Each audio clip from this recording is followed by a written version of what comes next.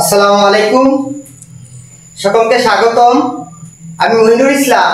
আজকে SSC chemistry chapter 3 অর্থাৎ পদার্থের গঠন নিয়ে বিস্তারিত আলোচনা করব। কোন কোন ধরনের সিকিউ আসে, কোথায় থেকে সিকিউ আসে তা নিয়ে আলোচনা করব। আজকের পরে এই অধ্যায়ে কোনো ডাউট থাকবে না, অর্থাৎ যে কোন বুট প্রশ্ন, স্কুলের প্রশ্ন আজকের পরে তুমি অধ্যায় থেকে সলভ করতে পারবা ইনশাআল্লাহ। এখন এই অধ্যায়টির নাম হচ্ছে আমার পদার্থের গঠন। পদার্থের গঠন এই অধ্যায়টিতে ঢুকলেই আমরা যা প্রথম দেখতে পাই তা হচ্ছে একটি সংজ্ঞা প্রথম দেখতে পাই, অর্থাৎ মৌলিক পদার্থ। কি পদার্থ? মৌলিক পদার্থ। প্রথমে আমরা দেখতে পাই মৌলিক পদার্থ। প্রথমে আমরা দেখতে পাই মৌলিক পদার্থ। মৌলিক পদার্থ। আচ্ছা, মৌলিক পদার্থ কি? কোন প্রশ্নের জন্য ইম্পর্টেন্ট? মৌলিক পদার্থ কি অথবা কাকে বলে, অথবা এই মৌলিক পদার্থ অথবা মৌল কাকে বলে, অথবা মৌল কাকে বলে। অর্থাৎ এই অধ্যায় প্রথমে আমরা ঢুকলেই দেখতে পাই যে মৌলিক পদার্থ অথবা মৌল কাকে বলে। যে সকল পদার্থকে বাংলে অথবা বিশ্লেষণ করলে, যে সকল পদার্থকে বাংলে অথবা বিশ্লেষণ করলে ওই পদার্থ ছাড়া অন্য কোন পদার্থ পাওয়া যাবে না, অন্য কোনো পদার্থ পাওয়া যাবে না, তাকে মৌলিক পদার্থ বলা হয়। মৌলিক পদার্থ বা মৌল কাকে বলে?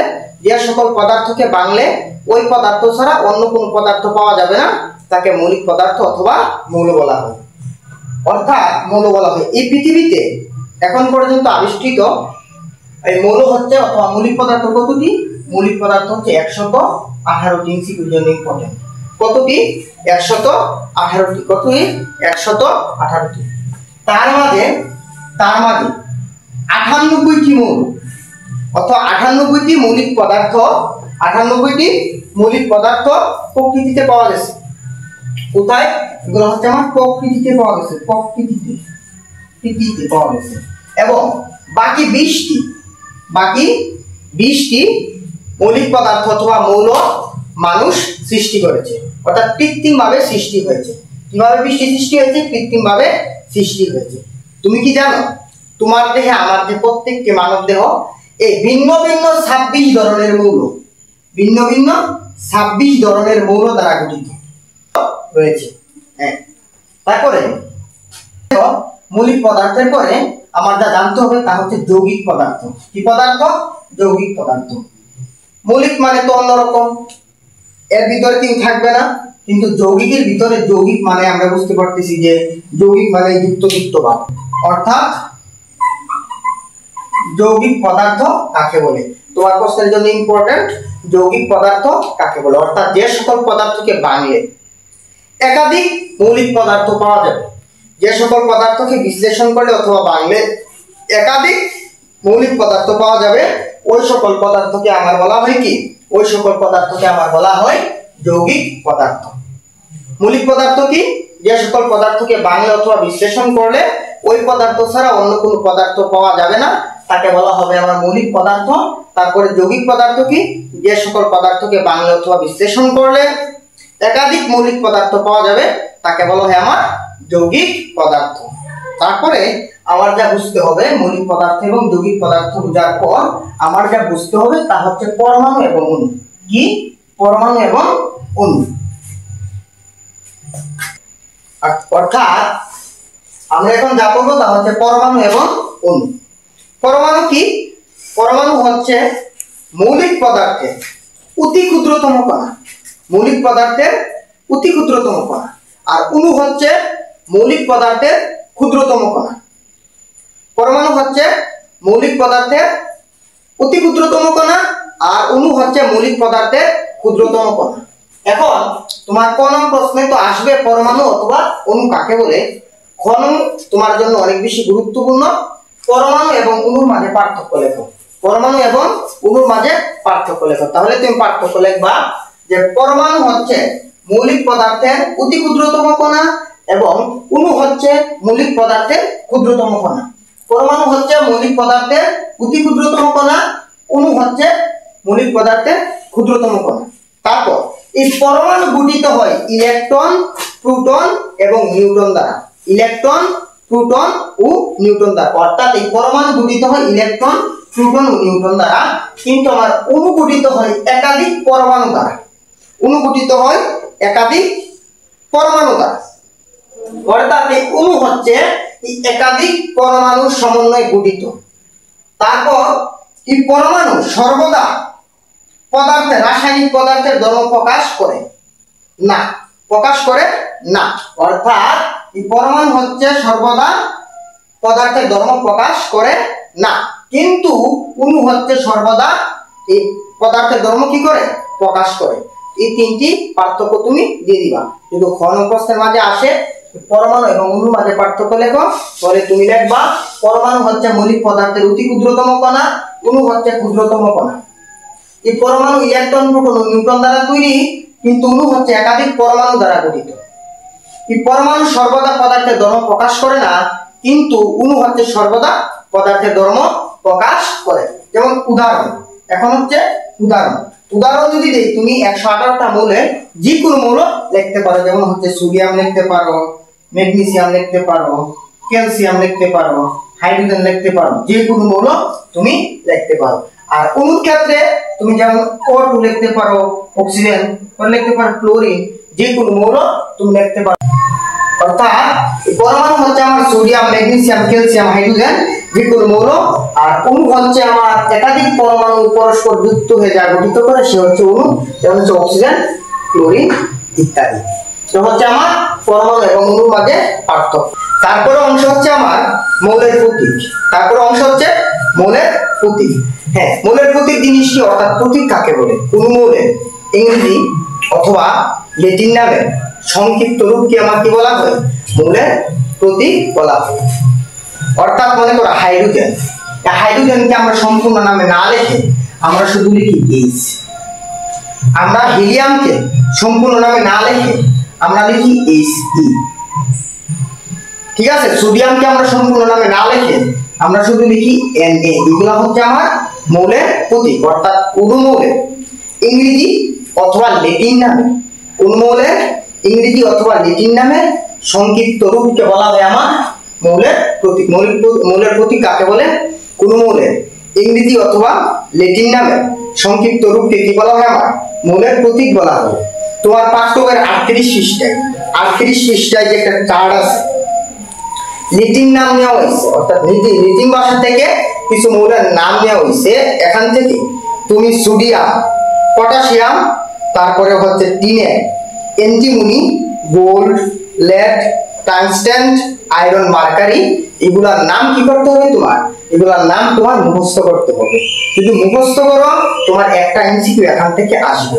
অর্থাৎ এখানে যে কয়েকটা মৌলের নাম আমি বললাম, অর্থাৎ sodium, copper, potassium, silver, tin, antimony, gold, lead, tungsten, হ্যাঁ, আয়রন, মার্কারি, এগুলার নাম এবং তাদের প্রতীক সহকারে তোমার মুখস্থ থাকতে হবে। তোমার পরীক্ষায় যে কোনো একটি এমসিকিউর জন্য আসবে, যে কোনো একটি কি হবে এমসিকিউ মাঝে আসবে।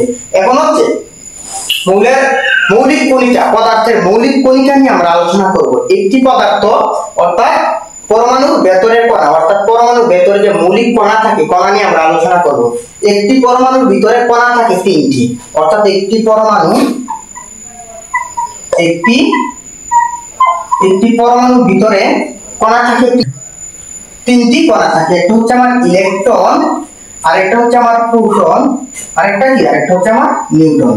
ইলেকট্রন, প্রোটন এবং নিউট্রন, এই 3টি মৌলিক কণা দ্বারা, এই 3টি কণা দ্বারা একটি পরমাণু গঠিত হয়। ইলেকট্রন, প্রোটন এবং নিউট্রন।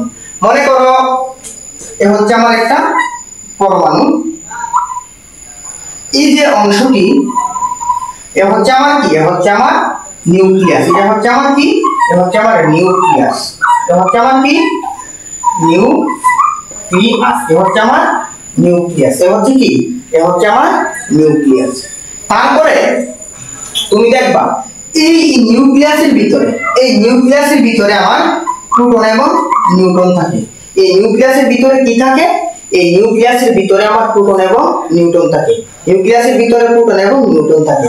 এবং এই যে বাহিরে শক্তি স্তরগুলো দেখা যাচ্ছে, বাহিরে যে শক্তি স্তরগুলো দেখা যাচ্ছে, এই শক্তি স্তরগুলোর মাঝে, এই শক্তি স্তরগুলোর মাঝে ইলেকট্রনগুলো কি করে, ইলেকট্রনগুলো ঘুরতে থাকে, ইলেকট্রনগুলো ঘুরতে থাকে। অর্থাৎ এ হচ্ছে পরমাণুর কেন্দ্র, যার নাম নিউক্লিয়াস। নিউক্লিয়াসের ভিতরে প্রোটন এবং নিউট্রন থাকে এবং ইলেকট্রনগুলো চার্জ বৃদ্ধি করে ঘুরতে থাকে। ইলেকট্রনের আপেক্ষিক ভর হচ্ছে কত? শূন্য। ইলেকট্রনের আপেক্ষিক ভর শূন্য। যেহেতু ইলেকট্রনের আপেক্ষিক ভর শূন্য, তাই পরমাণুর কেন্দ্রের মোট ভর অর্থাৎ প্রোটন এবং নিউক্লিয়াসের মোট ভরকে একটি পরমাণুর ভর ধরা হয়, একটি পরমাণুর ভর ধরা হয়। তোমার পাঠ্য বইয়ে 40 পৃষ্ঠায় একটি চার্ট দেওয়া আছে পরমাণুর মৌলিক কণিকা নাম, ইলেকট্রন, প্রোটন এবং নিউট্রন।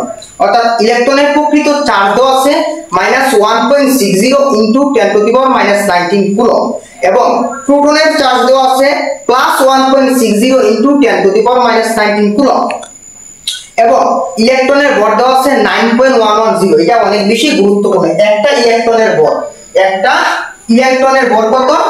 9.110 × 10⁻31 কেজি অথবা 9.110 × 10⁻28 গ্রাম।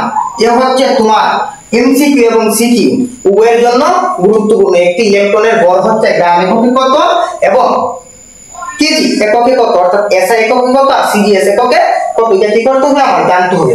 তারপরে এই আপেক্ষিক আদান, আপেক্ষিক আদান, ইলেকট্রনের আপেক্ষিক আদান -1 এবং প্রোটনের আপেক্ষিক আদান +1। আপেক্ষিক ভর, ইলেকট্রনের আপেক্ষিক ভর হচ্ছে 0, প্রোটনের 1 এবং নিউট্রনের কত 1। এই চারটা তোমরা একটু মনোযোগ দিবা, অর্থাৎ এটা হচ্ছে তোমার জন্য সিকিউ এবং এমসিকিউ জন্য কি অনেক বেশি গুরুত্বপূর্ণ। তারপর হচ্ছে প্রোটনের ভর এবং নিউট্রনের ভর। একটি প্রোটনের ভর এবং একটি নিউট্রনের ভর। একটি প্রোটনের ভর 1.673 × 10⁻1.673 × 10⁻24 গ্রাম। এটা হচ্ছে কি প্রোটনের ভর। আর নিউট্রনের ভর কত? 1.675 × 10⁻24 গ্রাম। একটা হচ্ছে আমার প্রোটনের ভর, আর একটা হচ্ছে কি, আর একটা হচ্ছে আমার নিউট্রনের ভর। অর্থাৎ এগুলো হচ্ছে তোমার সিকিউর জন্য ইম্পর্টেন্ট। অর্থাৎ একটা প্রোটনের ভর কত? একটা প্রোটনের ভর হচ্ছে এত, একটা নিউট্রনের ভর হচ্ছে এত।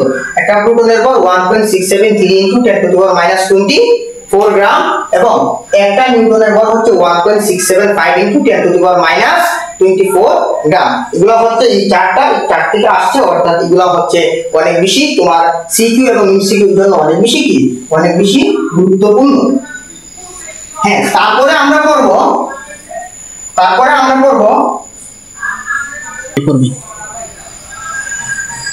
এখন আমরা করব পারমাণবিক সংখ্যা।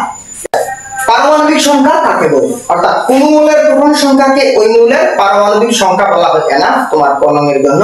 অর্থাৎ পারমাণবিক সংখ্যা কাকে বলে? কোন মৌলের প্রোটন সংখ্যাকে ওই মৌলের পারমাণবিক সংখ্যা বলা হয়। এছাড়া আমরা এখানে হচ্ছে প্রোটন সংখ্যা, প্রোটনকে তো পি দ্বারা প্রকাশ করা হয়। আমরা দেখলাম কি এখানে একটি পরমাণুর কণা হচ্ছে তিনটি, একটা হচ্ছে ইলেকট্রন, একটা প্রোটন আর একটা হচ্ছে নিউট্রন।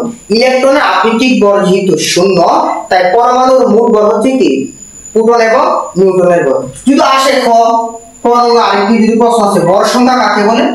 ভর সংখ্যা কাকে বলে? অর্থাৎ কোন মৌলের প্রোটন সংখ্যা এবং নিউট্রন সংখ্যার সমষ্টিকে, কোন মৌলের ভর সংখ্যা কাকে বলে? কোন মৌলের প্রোটন সংখ্যা এবং নিউট্রন সংখ্যার সমষ্টিকে উক্ত মৌলের ভর সংখ্যা বলা হয়। কোন মৌলের প্রোটন সংখ্যা এবং নিউট্রন সংখ্যার সমষ্টিকে কি করা হয়? আমার ভর সংখ্যা বলা হয়। এই ভর সংখ্যাকে প্রকাশ করা হয় কি দ্বারা? এই ভর সংখ্যাকে আমার প্রকাশ করা হয় এ দ্বারা। ভর সংখ্যা প্রকাশ করা হয় কি দ্বারা? এ দ্বারা। অর্থাৎ কোন মৌলের প্রোটন সংখ্যা এবং নিউট্রন সংখ্যার সমষ্টিকে কি বলা হয়? আমার ভর সংখ্যা বলা হয়। মনে করো কোন একটি মৌলের ভর সংখ্যা, সাপোজ কল্পনা জগতে, অর্থাৎ কোন একটি মৌলের ভর সংখ্যা মনে করো দেওয়া আছে আমার 50। ভর সংখ্যা কত দেওয়া আছে? 50।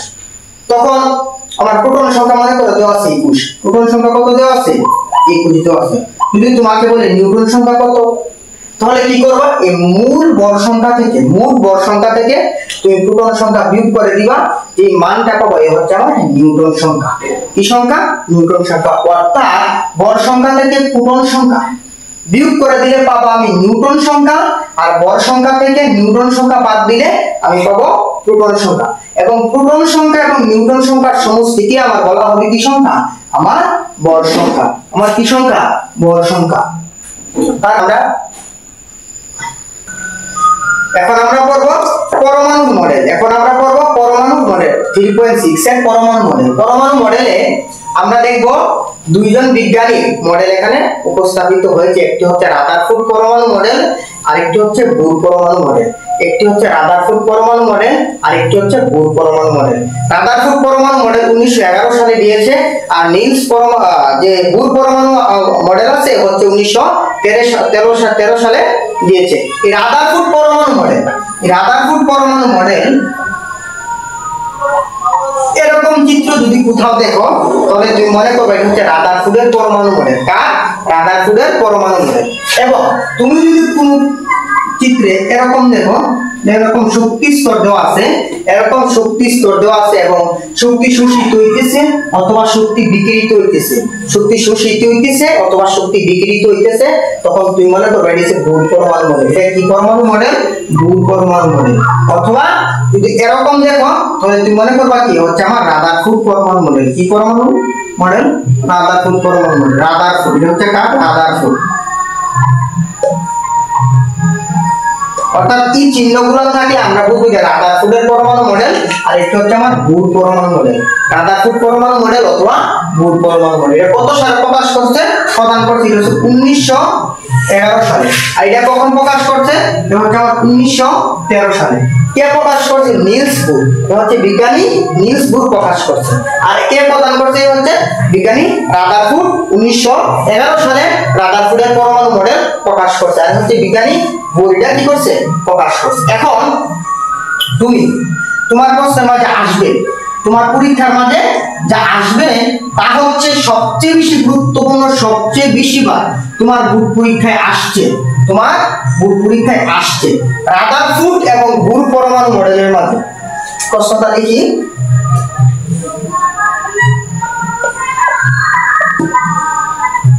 বুর পরমাণু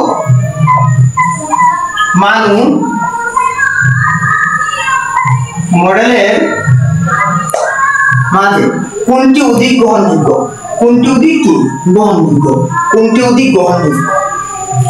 অর্থাৎ রাদারফোর্ড ও বুর পরমাণু মডেলের মাঝে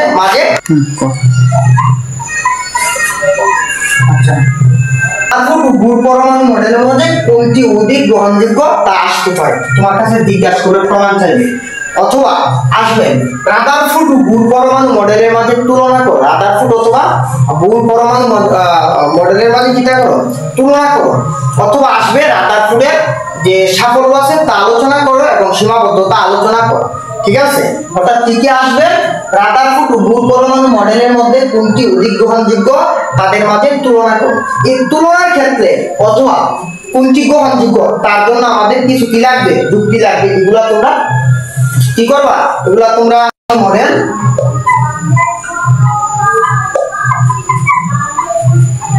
রাদারফোর্ড পরমাণু মডেল, এ হচ্ছে আমার কি বুর পরমাণু মডেল। কি পরমাণু মডেল? বুর পরমাণু মডেল। একটা হচ্ছে আমার রাদারফোর্ড পরমাণু মডেল, আর একটা হচ্ছে বুর পরমাণু মডেল। এই রাদারফোর্ড পরমাণু মডেলের অনুসারে, অর্থাৎ তত্ত্ব অনুসারে, রাদারফোর্ড পরমাণু মডেলের তত্ত্ব অনুসারে পরমাণুর অস্তিত্ব কিন্তু থাকে না। পরমাণুর অস্তিত্ব কি থাকে না? অস্তিত্ব অর্থাৎ এখানে আমি রাদারফোর্ড এবং বুর পরমাণু মডেলের মধ্যে যে পার্থক্য আছে, তুলনা আছে, তুলনা একবারে সহজ করে অর্থাৎ ছোট ছোট করে লিখে দিছি যাতে তোমরা মনে রাখতে পারো এবং পরীক্ষার মাঝে তোমাদের মন থেকে সুন্দর করে সুস্পষ্টভাবে নিজের সৃজনশীলতা থেকে লিখতে পারো। অর্থাৎ এই লাইনটাকে তুমি এক লাইন দেড় লাইনে ব্যাখ্যা করবা, এই থাকে শব্দটাকে তুমি দেড় লাইনে ব্যাখ্যা করবা। অর্থাৎ রাদারফোর্ড এবং বুর পরমাণু মডেলের মাঝে এই রাদারফোর্ড পরমাণু মডেল অনুসারে, রাদারফোর্ড পরমাণু মডেল অনুসারে পরমাণুর অস্তিত্ব থাকে না। একটা পরমাণুর অস্তিত্ব থাকে না।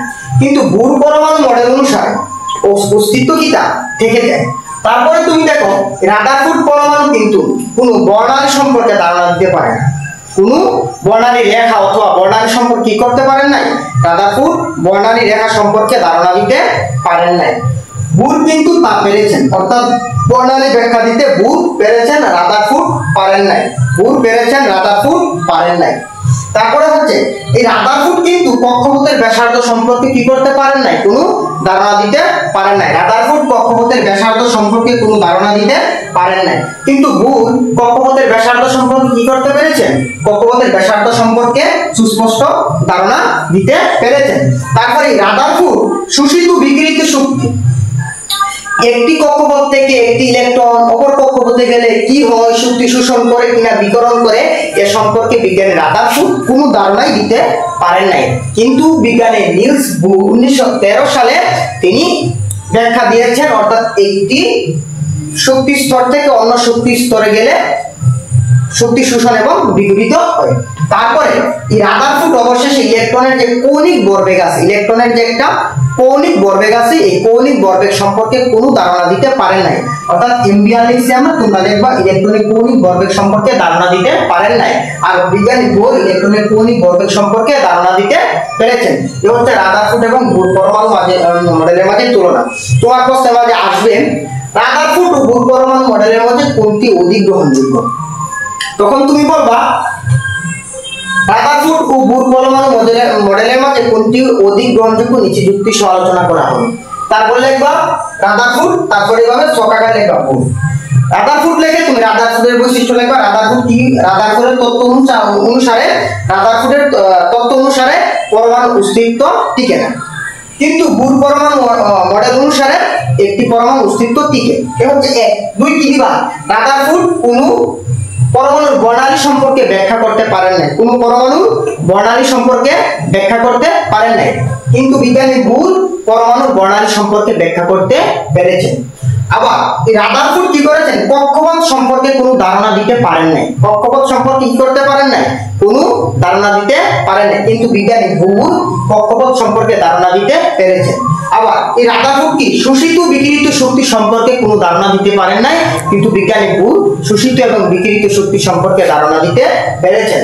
আবার বিজ্ঞানী রাদারফোর্ড ইলেকট্রনের কৌণিক ভরবেগ সম্পর্কে কোনো ধারণা দিতে পারেন নাই, কিন্তু আমাদের বোর বিজ্ঞানী বোর এই ইলেকট্রনের কৌণিক ভরবেগ সম্পর্কে সুস্পষ্ট একটি ধারণা দিয়েছেন। প্রত্যেক উপরে আলোচনা থেকে বলা যাচ্ছে যে বোর পরমাণু অস্তিত্ব, বর্ণালী, কক্ষপথ সম্পর্কে ধারণা, শোষিত বিকিরিত শক্তি সম্পর্কে ধারণা, ইলেকট্রনের কৌণিক ভরবেগ সম্পর্কে ধারণা দিতে পারলেও বিজ্ঞানী রাদারফোর্ড ধারণা দিতে পারেন না। অতএব উপরের আলোচনা থেকে বলা যায় যে বিজ্ঞানী রাদারফোর্ডের পরমাণু তুলনায় বোর অধিক গ্রহণযোগ্য, অধিক গ্রহণযোগ্য।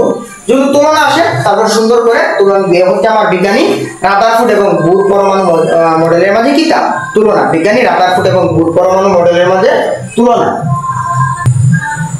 এখন বিজ্ঞানী বোর ইলেকট্রনের কৌণিক ভরবেগ সম্পর্কে একটি সুস্পষ্ট ধারণা দিতে পেরেছেন, কিন্তু মামা রাদারফোর্ড এই সম্পর্কে কি করতে পারেন নাই, ধারণা দিতে পারেন নাই।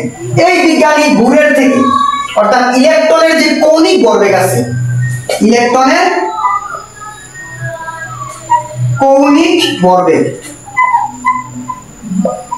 এই ইলেকট্রনের কৌণিক ভরবেগ থেকে এই পর্যন্ত অধ্যায় থেকে যত সিকিউ আসছে, সৃজনশীল প্রশ্ন, তার 60%, তার 60% গণন প্রশ্নে, 60% গণন প্রশ্নে আসছে ইলেকট্রনের কৌণিক ভরবেগ নির্ণয় করে, ইলেকট্রনের কৌণিক ভরবেগ নির্ণয় করে, ইলেকট্রনের কৌণিক ভরবেগ নির্ণয় করে। কিভাবে আমরা নির্ণয় করব, ইলেকট্রনের কৌণিক ভরবেগকে প্রকাশ করা হয়, ইলেকট্রনের কৌণিক ভরবেগ হচ্ছে আমার এম বি আর। ইলেকট্রনের কৌণিক ভরবেগ কি, ইলেকট্রনের কৌণিক ভরবেগ হচ্ছে আমার M V R. M V R equal to কি, M V R equal to n is by 2 pi, n is by 2 pi। ইলেকট্রনের কৌণিক ভরবেগ সমান কি, ইলেকট্রনের কৌণিক ভরবেগ সমান হচ্ছে আমার n is by 2 pi, n is by 2 pi। ভরবেগ সমান কি, ইলেকট্রনের কৌণিক ভরবেগ সমান হচ্ছে আমার mvr is equal to n is by 2 pi। এখানে m কি, এখানে m হচ্ছে আমার ইলেকট্রনের ভর, m হচ্ছে কি ইলেকট্রনের বল, m হচ্ছে কি আমার ইলেকট্রনের বল। b হচ্ছে কি, b হচ্ছে আমার যে বেগ, ইলেকট্রনের বেগ, কার বেগ, ইলেকট্রনের বেগ। b হচ্ছে আমার ইলেকট্রনের বেগ, b হচ্ছে কার বেগ, ইলেকট্রনের বেগ। এই আর হচ্ছে কি, আর হচ্ছে আমার কক্ষপথের ব্যাসার্ধ, আর হচ্ছে কি, আর হচ্ছে আমার কক্ষপথের ব্যাসার্ধ, আর হচ্ছে কি, আর হচ্ছে আমার কক্ষপথের ব্যাসার্ধ। n হচ্ছে আমার অরবিটাল নাম্বার, অর্থাৎ শক্তি স্তর নাম্বার। আর n হচ্ছে আমার প্ল্যাঙ্কের ধ্রুবক, n কি, n হচ্ছে আমার প্ল্যাঙ্কের ধ্রুবক, প্ল্যাঙ্কের ধ্রুবক, প্ল্যাঙ্কের ধ্রুবক। n হচ্ছে কি, n হচ্ছে আমার শক্তি স্তর নাম্বার। আর s কি, s হচ্ছে আমার প্ল্যাঙ্কের ধ্রুবক, s কি, s হচ্ছে আমার প্ল্যাঙ্কের ধ্রুবক। এর একটা কি আছে, প্ল্যাঙ্কের ধ্রুবক, এর একটা কি আছে, মান আছে। মান নাকি, মান হচ্ছে 6.626, অর্থাৎ এই ইলেকট্রন এর ভর, m হচ্ছে আমার ইলেকট্রনের ভর, b হচ্ছে ইলেকট্রনের বেগ, r হচ্ছে আমার ব্যাসার্ধ, n হচ্ছে আমার কক্ষপথ নাম্বার, h হচ্ছে আমার প্ল্যাঙ্কের ধ্রুবক যাকে প্রকাশ করা হয় h দ্বারা, যার মান হচ্ছে 6.626 * 10⁻34 metre square KG per second, যা তোমার এমসিকিউর জন্য গুরুত্বপূর্ণ। আর পাই, পাই হচ্ছে পাই, পায়ের মান তো আমরা সকলে জানি, যার মান হচ্ছে 22/7, 22/7 অথবা 3.1416। এ হচ্ছে আমার এই সূত্রটির পরিচিতি, এই সূত্রটির কি পরিচিতি। এখন কক্ষপথের নাম মান মনে করে, হচ্ছে আমার নিউক্লিয়াস, এ হচ্ছে আমার প্রথম কক্ষপথ, এ হচ্ছে দ্বিতীয় কক্ষপথ, এ হচ্ছে তৃতীয় কক্ষপথ, এ মনে করে হচ্ছে কি আমার চতুর্থ কক্ষপথ, এ হচ্ছে আমার চতুর্থ কক্ষপথ।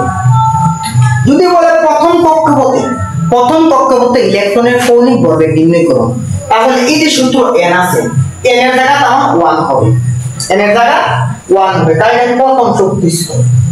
যদি বলে দ্বিতীয় শক্তি স্তরে ইলেকট্রনের কৌণিক ভরবেগ নির্ণয় করো, তাহলে এখানে হবে আমার 2, এখানে হবে আমার 2, অর্থাৎ দ্বিতীয় শক্তি স্তরে ইলেকট্রনের কৌণিক ভরবেগ নির্ণয় করো মানে 2 নম্বর শক্তি স্তরে ইলেকট্রনের কৌণিক ভরবেগ নির্ণয় করো, অর্থাৎ n সমান কত হবে, 2 হবে।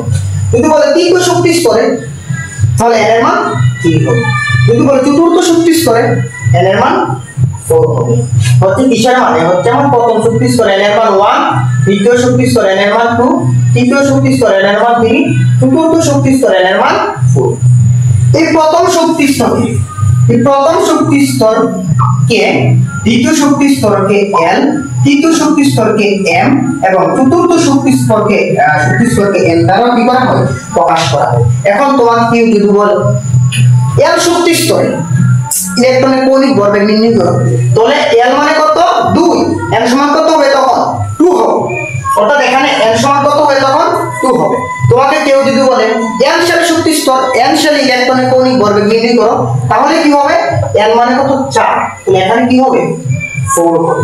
এখন এটা হচ্ছে অনেক বেশি গুরুত্বপূর্ণ। মনে করো তোমার প্রশ্নের মাঝে আসলো ইলেকট্রনের কৌণিক ভরবেগ নির্ণয় করো, কোন শক্তি স্তরে, মনে করো n তম শক্তি স্তরে ইলেকট্রনের কৌণিক ভরবেগ নির্ণয় করো, n তম শক্তি স্তরে ইলেকট্রনের, অর্থাৎ n তম শক্তি স্তরে ইলেকট্রনের কৌণিক ভরবেগ নির্ণয় করো, n তম শক্তি স্তরে ইলেকট্রনের কৌণিক ভরবেগ নির্ণয় করো, n তম শক্তি স্তরে কি করো, ইলেকট্রনের কৌণিক ভরবেগ নির্ণয় করো। প্রশ্ন হচ্ছে কি, n তম শক্তি স্তরে, n তম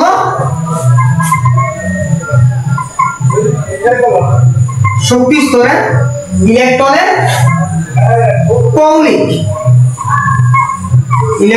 কৌণিক ভরবেগ নির্ণয় করো, ভরবেগ কত, অর্থাৎ n তম শক্তি স্তরে ইলেকট্রনের কৌণিক ভরবেগ নির্ণয় করো।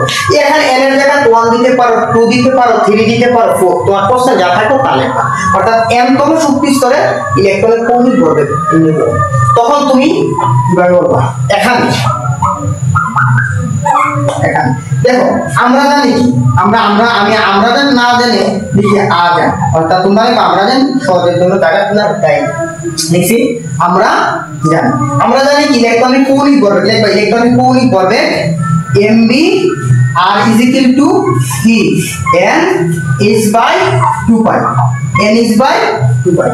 এখানে n এর মান তো আমরা বলে দিই নাই, কারণ n বলছে n তম পদ, n এর জায়গায় n ঠিক থাকবে, খালি চেঞ্জ হবে কি n এর জায়গায় আমার n into एस এর মান কি প্লাঙ্কের ধ্রুবকের মান কি 6.626 into 10 to the power minus 34 metre square KG per second এখানে তুমি প্লাঙ্কের ধ্রুবকের মানটা সুন্দর করে বসিয়ে দিবা কিটা 6.626 into 10 to the power minus 34 2 এর 2 into পাই মান কত পাই মান হচ্ছে 3.1416 এখানে তুমি ক্যালকুলেশন করবা একটা মান পাইবা এই মানটা হচ্ছে কার nতম শক্তি স্তর মনে করো মান n আইলো আর একটা মান মনে করো আইলো ফাঁকা করো অর্থাৎ 8.5 ক্যালকুলেশন করলে তুমি কি পাবে একটা মান পাইবা এই মানটার সাথে তোমাকে যদি বলে কেন প্রথম শক্তি স্তর ইলেকট্রনের কৌণিক ভরবেগ নির্ণয় করো তাহলে n এর জায়গায় তুমি ইউজ করো 1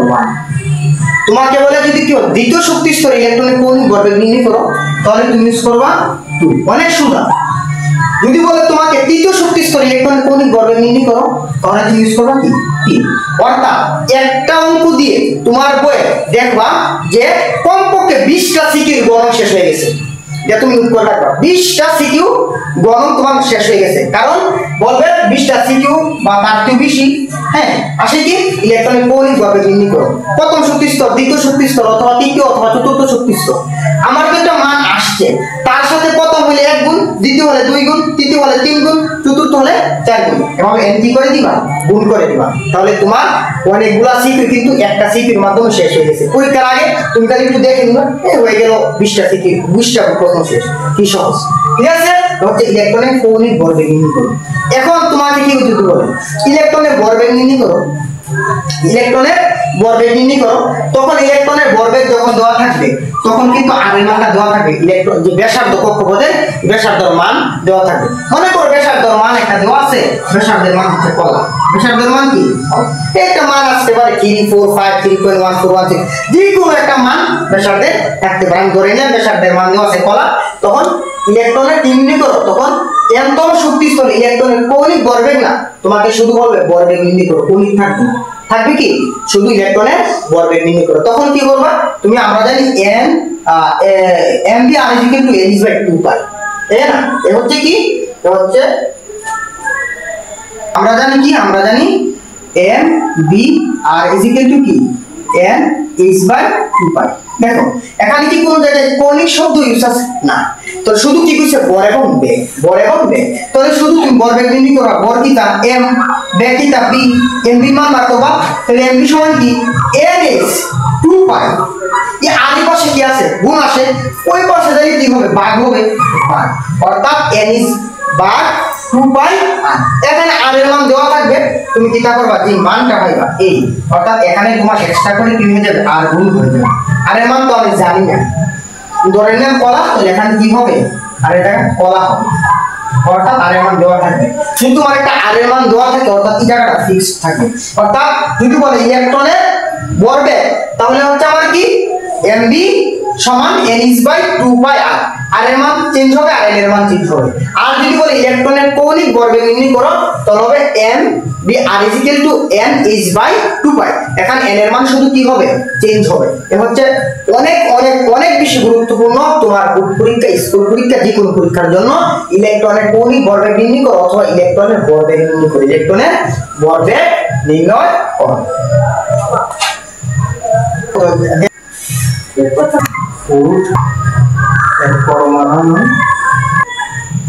রাদারফোর্ড পরমাণু মডেলের বৈশিষ্ট্য এখন তোমাকে আসবে অথবা সাফল্য রাদারফোর্ড পরমাণু মডেলের বৈশিষ্ট্য লেখো তুমি তখন বলবা রাদারফোর্ড বলেছেন এগুলো তোমার বই আছে রাদারফোর্ড বলেছেন কি বলেছেন তিনি বলেছেন পরমাণুর একটি কেন্দ্র আছে পরমাণুর একটা কি আছে কেন্দ্র একটা কেন্দ্র আছে যার নাম হচ্ছে নিউক্লিয়াস যার নাম কি নিউক্লিয়াস তিনি বলেছেন পরমাণুর একটি কেন্দ্র আছে যার নাম নিউক্লিয়াস এই নিউক্লিয়াসে থাকে প্রোটন এবং নিউট্রন নিউক্লিয়াসে থাকে কি এই নিউক্লিয়াসে থাকে ওইটা আমরা পরে গেছি এই নিউক্লিয়াসে থাকে প্রোটন এবং নিউট্রন এবং এই নিউক্লিয়াসকে কেন্দ্র করে ইলেকট্রনগুলো ঘুরতে থাকে ইলেকট্রনগুলো কি করতে থাকে ঘুরতে থাকে এই নিউক্লিয়াসকে কেন্দ্র করে ইলেকট্রনগুলো কি করতে থাকে ঘুরতে থাকে তিনি বলেছেন পরমাণুর একটি কেন্দ্র তার 1 নম্বর মতবাদ পরমাণুর একটি কেন্দ্র আছে, হ্যাঁ আছে, যার নাম নিউক্লিয়াস। এই নিউক্লিয়াসে থাকে প্রোটন এবং নিউট্রন। প্রোটন এবং নিউট্রনকে অর্থাৎ নিউক্লিয়াসকে কেন্দ্র করে ইলেকট্রনগুলো চারপাশে ঘুরতে থাকে।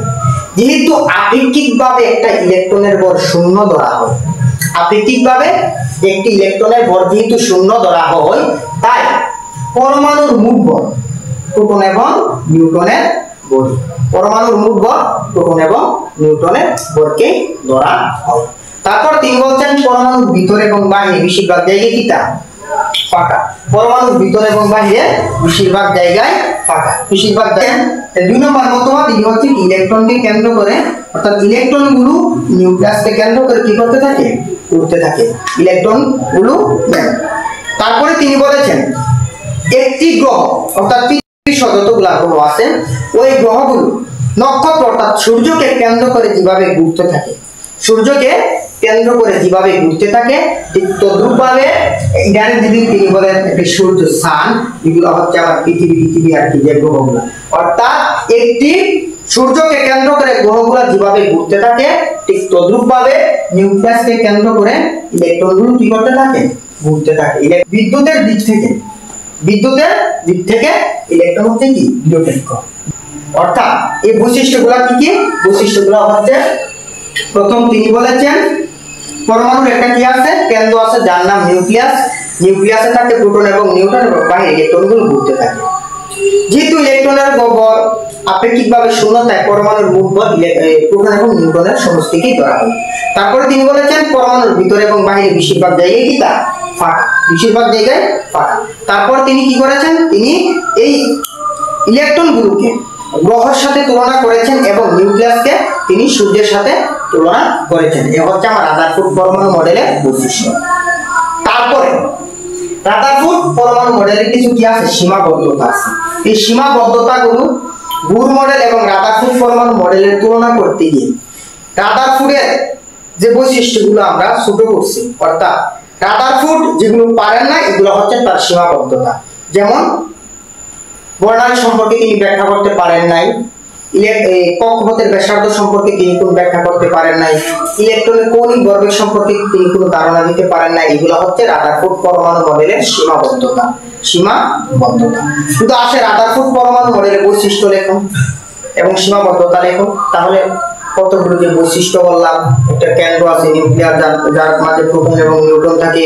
এই প্রোটন এবং নিউট্রন হচ্ছে নিউট্রনের ভর হচ্ছে পরমাণুর মোট ভর, ইলেকট্রনের ভর আপেক্ষিকভাবে শূন্য, এগুলা গুছিয়ে লিখে দিলাম। এবং সীমাবদ্ধতাগুলা বুর যেগুলো পেরেছে রাদারফোর্ড পারে না, এগুলা তুলে দিবা, তাহলে রাদারফোর্ড। এখন রাদারফোর্ড তো গেল, এখন বুর পরমাণু মডেলের বৈশিষ্ট্য আসবে। তাহলে বুর পরমাণু মডেলের বৈশিষ্ট্য কি? 1 নম্বরে যা বলবো, রাদারফোর্ড বলেছে ঘুরে, কিন্তু বুর বলেছে যেভাবে মন চায় ঘুরতে পারবে না, একটা নির্দিষ্ট কক্ষপথে ঘুরে। নির্দিষ্টটা কি পথে ঘুরে? কক্ষপথে ঘুরে। অর্থাৎ ইলেকট্রনগুলো নির্দিষ্ট কক্ষপথে ঘুরে, নির্দিষ্ট কক্ষপথে ঘুরে। এবং তিনি বলেছেন 2 নম্বরে এই ইলেকট্রনগুলো নির্দিষ্ট একটি শক্তি নিয়ে ঘুরে, ইলেকট্রনগুলো নির্দিষ্ট একটি শক্তি নিয়ে ঘুরে। তারপর তিনি আরো দেখিয়েছেন ইলেকট্রন ঘোরার একটি শক্তি আছে, ইলেকট্রনের যা বেগ আছে, ইলেকট্রনের কৌণিক ভরবেগ হচ্ছে mvr = nh/2π। তারপরে তিনি শোষিত এবং বিকিরিত শক্তি সম্পর্কে ধারণা দিতে পেরেছেন। শোষিত এবং বিকিরিত শক্তি সম্পর্কে তিনি ধারণা দিতে পেরেছেন। রাদারফোর্ড পারেন না কিন্তু। হ্যাঁ, কিতা বৈশিষ্ট্য তিনি বলছেন বৃত্তাকার, অর্থাৎ কক্ষপথ সম্পর্কে তিনি ধারণা দিতে পেরেছেন এবং তিনি বলেছেন কক্ষপথ হচ্ছে কি বৃত্তাকার।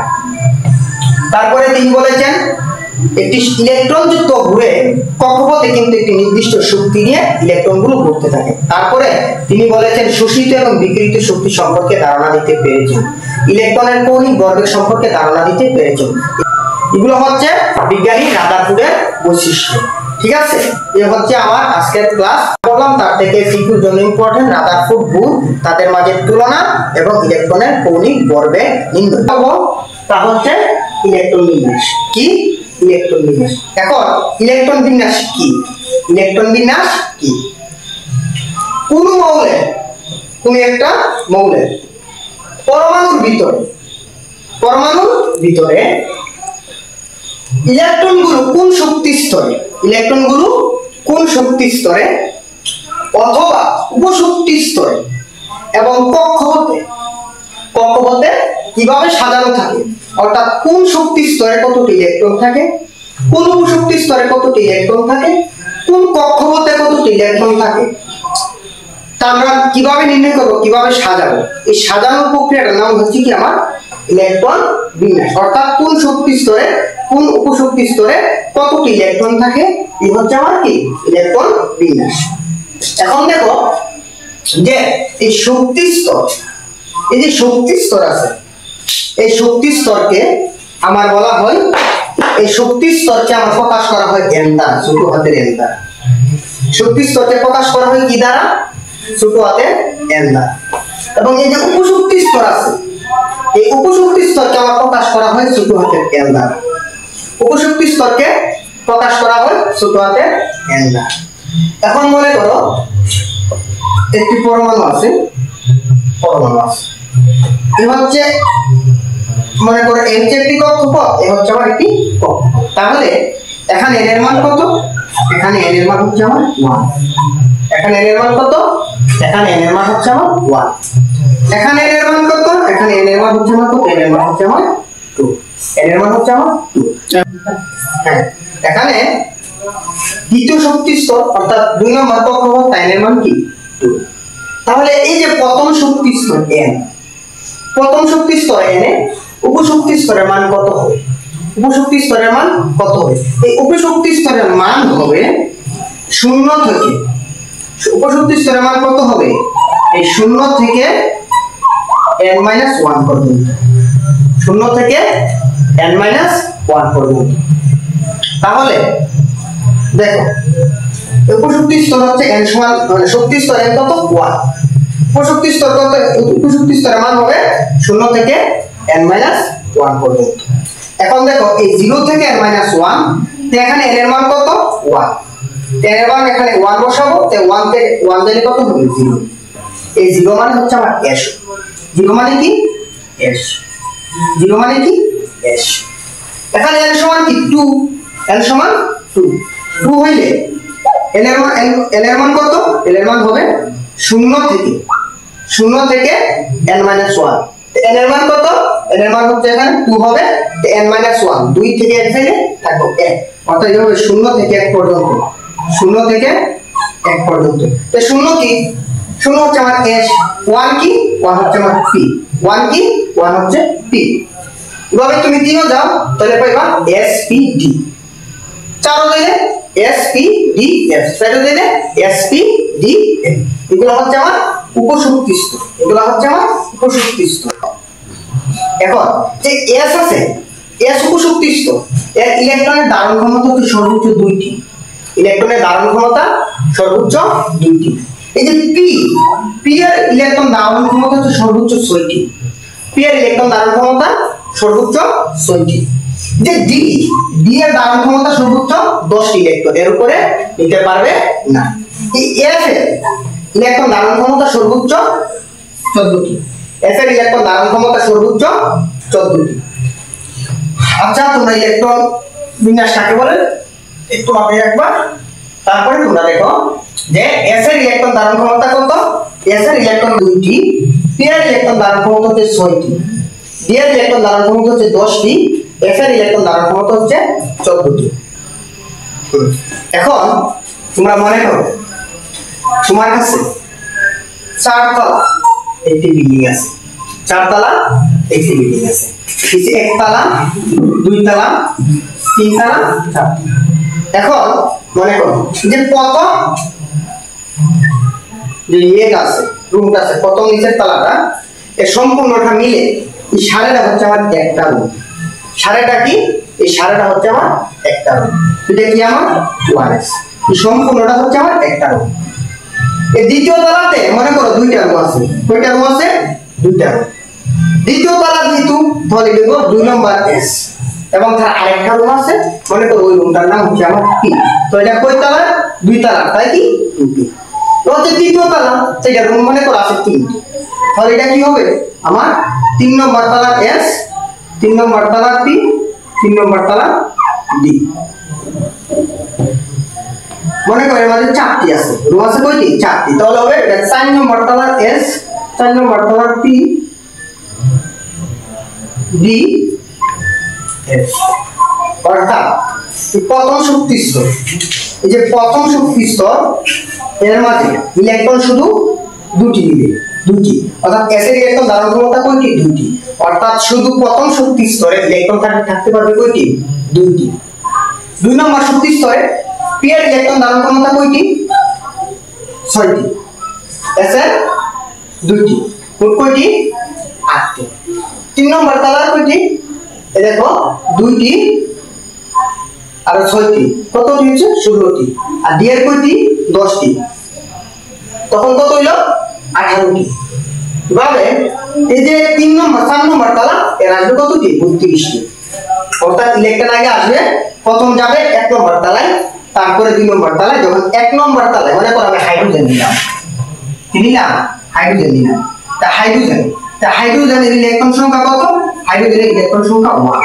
তাহলে এর প্রথমে কই বসবে? 1 নম্বর তালায় বসবে 1। ঠিক আছে? ঠিক আছে। তারপরে মনে করো আমি নিলাম হিলিয়াম, ইলেকট্রন কত? 2। এও 2 বসবে, 2 নম্বর তালায় যাবে, অর্থাৎ 2।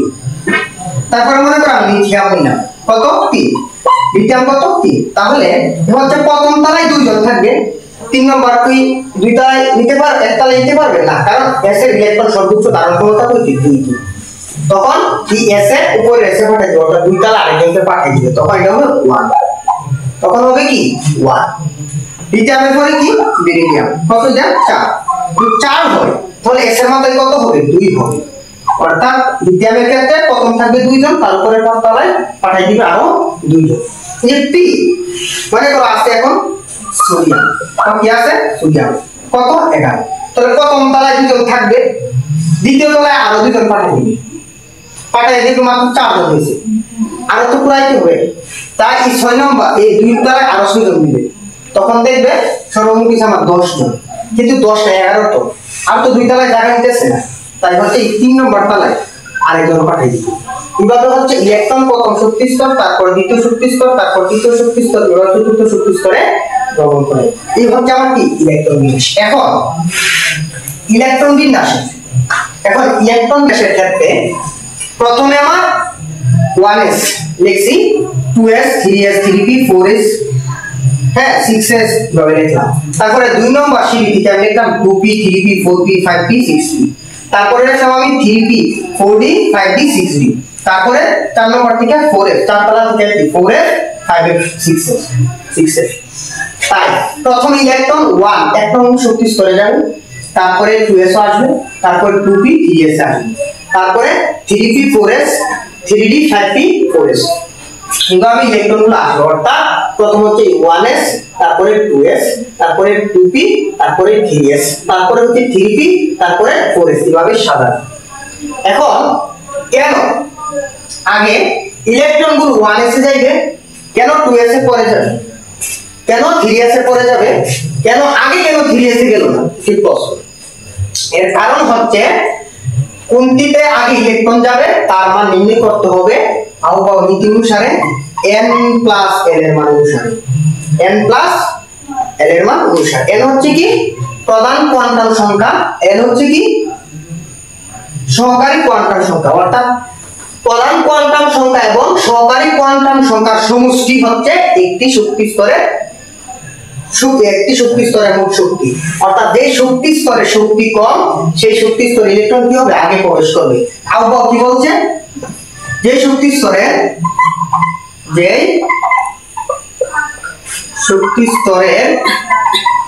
কি কম? শক্তি কম, সেই শক্তি স্তরে সেই ইলেকট্রন আগে কি করবে? আগে প্রবেশ করবে। যে শক্তি স্তরে শক্তি কম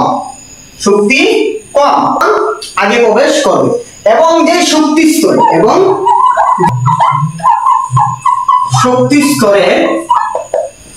শক্তি বেশি, যে শক্তি স্তরে শক্তি বেশি, সেই শক্তি স্তরে ইলেকট্রন পরে প্রবেশ করবে, সেই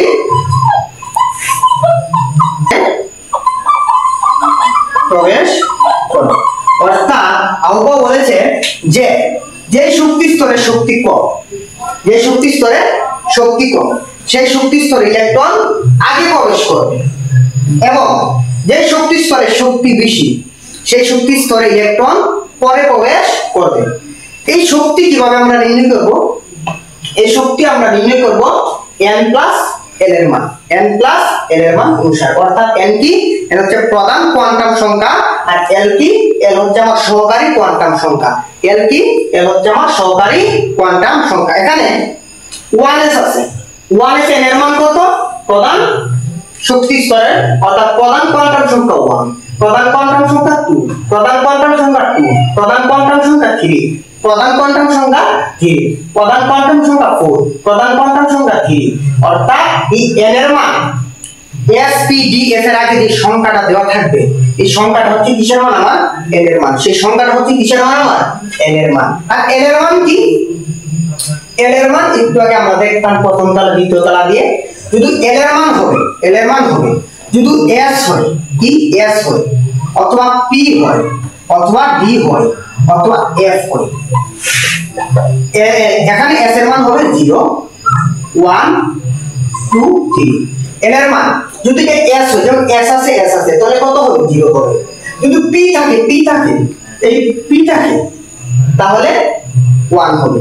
যদি d থাকে, এই দেখো d আছে কিন্তু d আছে, d এর ক্ষেত্রে n এর মান কত হবে? 2 হবে। f এর মান কত হবে? f এর মান যদি কোনটার মাঝে দেখো f এর মান এই তো s এরকম f যদি কোনটাই থাকে তাহলে l এর মান কত হবে? 3 হবে। এইভাবে আমি কি করতে পারি? শক্তি নির্ণয় করতে পারি। তাহলে আমরা দেখেছি কেন 1s আগে বসলো 2s পরে বসলো, কারণ আমরা এর শক্তি বার করি। শক্তি কি? n plus n। তাহলে এখানে n এর মান কত? 1, n এর মান কত? যেহেতু s আছে তাই 0, তাহলে কত হবে? 0। 2 এর ক্ষেত্রে n plus l, n plus l n, n plus l n এর মান কত? 2, s এর মান কত? 0। তাহলে 2 প্লাস 0 কত? 2। অর্থাৎ দেখলাম আমি এ হচ্ছে কত? 1। এর শক্তি কত? 1, এর শক্তি 2। তাই 1 এ আগে গেছে, অর্থাৎ 1 এসে ইলেকট্রন আগে প্রবেশ করছে এবং 2 এসে পরে প্রবেশ করছে। এখন দেখো p আছে, তাহলে n এর মান 2, p কত? p এর মান কত? 1, তাহলে 3 হবে। তাহলে 3 হবে। তাহলে কত হবে? 3 হবে। তাই ইলেকট্রন ক্রম অনুসারে যে শক্তি স্তরে ইলেকট্রন, যে শক্তি স্তরে শক্তি কম সেই শক্তি স্তরে আগে প্রবেশ করবে এবং যে শক্তি স্তরে শক্তি বেশি ইলেকট্রন সেই সকল শক্তি স্তরে ইলেকট্রনগুলো পরে প্রবেশ করবে। এখন দেখো এই 3s, এই 2p এবং 3s এর মাঝে কোনটি শক্তি কম কোনটি বেশি? এখন 2p আছে আর কি আনো 3s। এই 2p তে n এর মান কত? n এর মান হচ্ছে 2, p এর মান কত? 1, তাহলে 2 + 1 3। এই s এর n এর মান কত? 3, s এর মান 0, থাকবে কত? 3। এখন এর এত মান পেলাম আমি 3, এও পেলাম 3, অর্থাৎ এও পেলাম 3, এও পেলাম 3। তাহলে কেন আমার 3s এ ইলেকট্রন আগে প্রবেশ করলো না? কেন আমার 2p তে ইলেকট্রন আগে প্রবেশ করছে? তার কারণ হচ্ছে দেখো এই যে n এর মান, n এর মান কম, যদি দুটোটা শক্তি সমান হয়ে যায় তখন যার n এর মান কম, অর্থাৎ প্রধান কোয়ান্টাম সংখ্যা কম, n হচ্ছে কি? প্রধান কোয়ান্টাম সংখ্যা। n এখানে কি? n না, n প্লাস l না, তাহলে n এর মান কত? এখানে 2, l এর মান 1, তাহলে n প্লাস l এর ক্ষেত্রে এখানে হচ্ছে কত? n 3, এখানে কত? 0। অর্থাৎ যার n এর মান কম, তার হবে কি? শক্তি কম। যদি তোমরা শক্তি সমান তবে যার n এর মান কম সে কি? দুর্বল। তাই এই 2p এবং 3s এর মাঝে 2p ইলেকট্রন আগে প্রবেশ করে, তার কারণ হচ্ছে তার n এর মান কি? কম। এখন তোমার পরীক্ষা লাগা গুরুত্বপূর্ণ একটি প্রশ্ন যে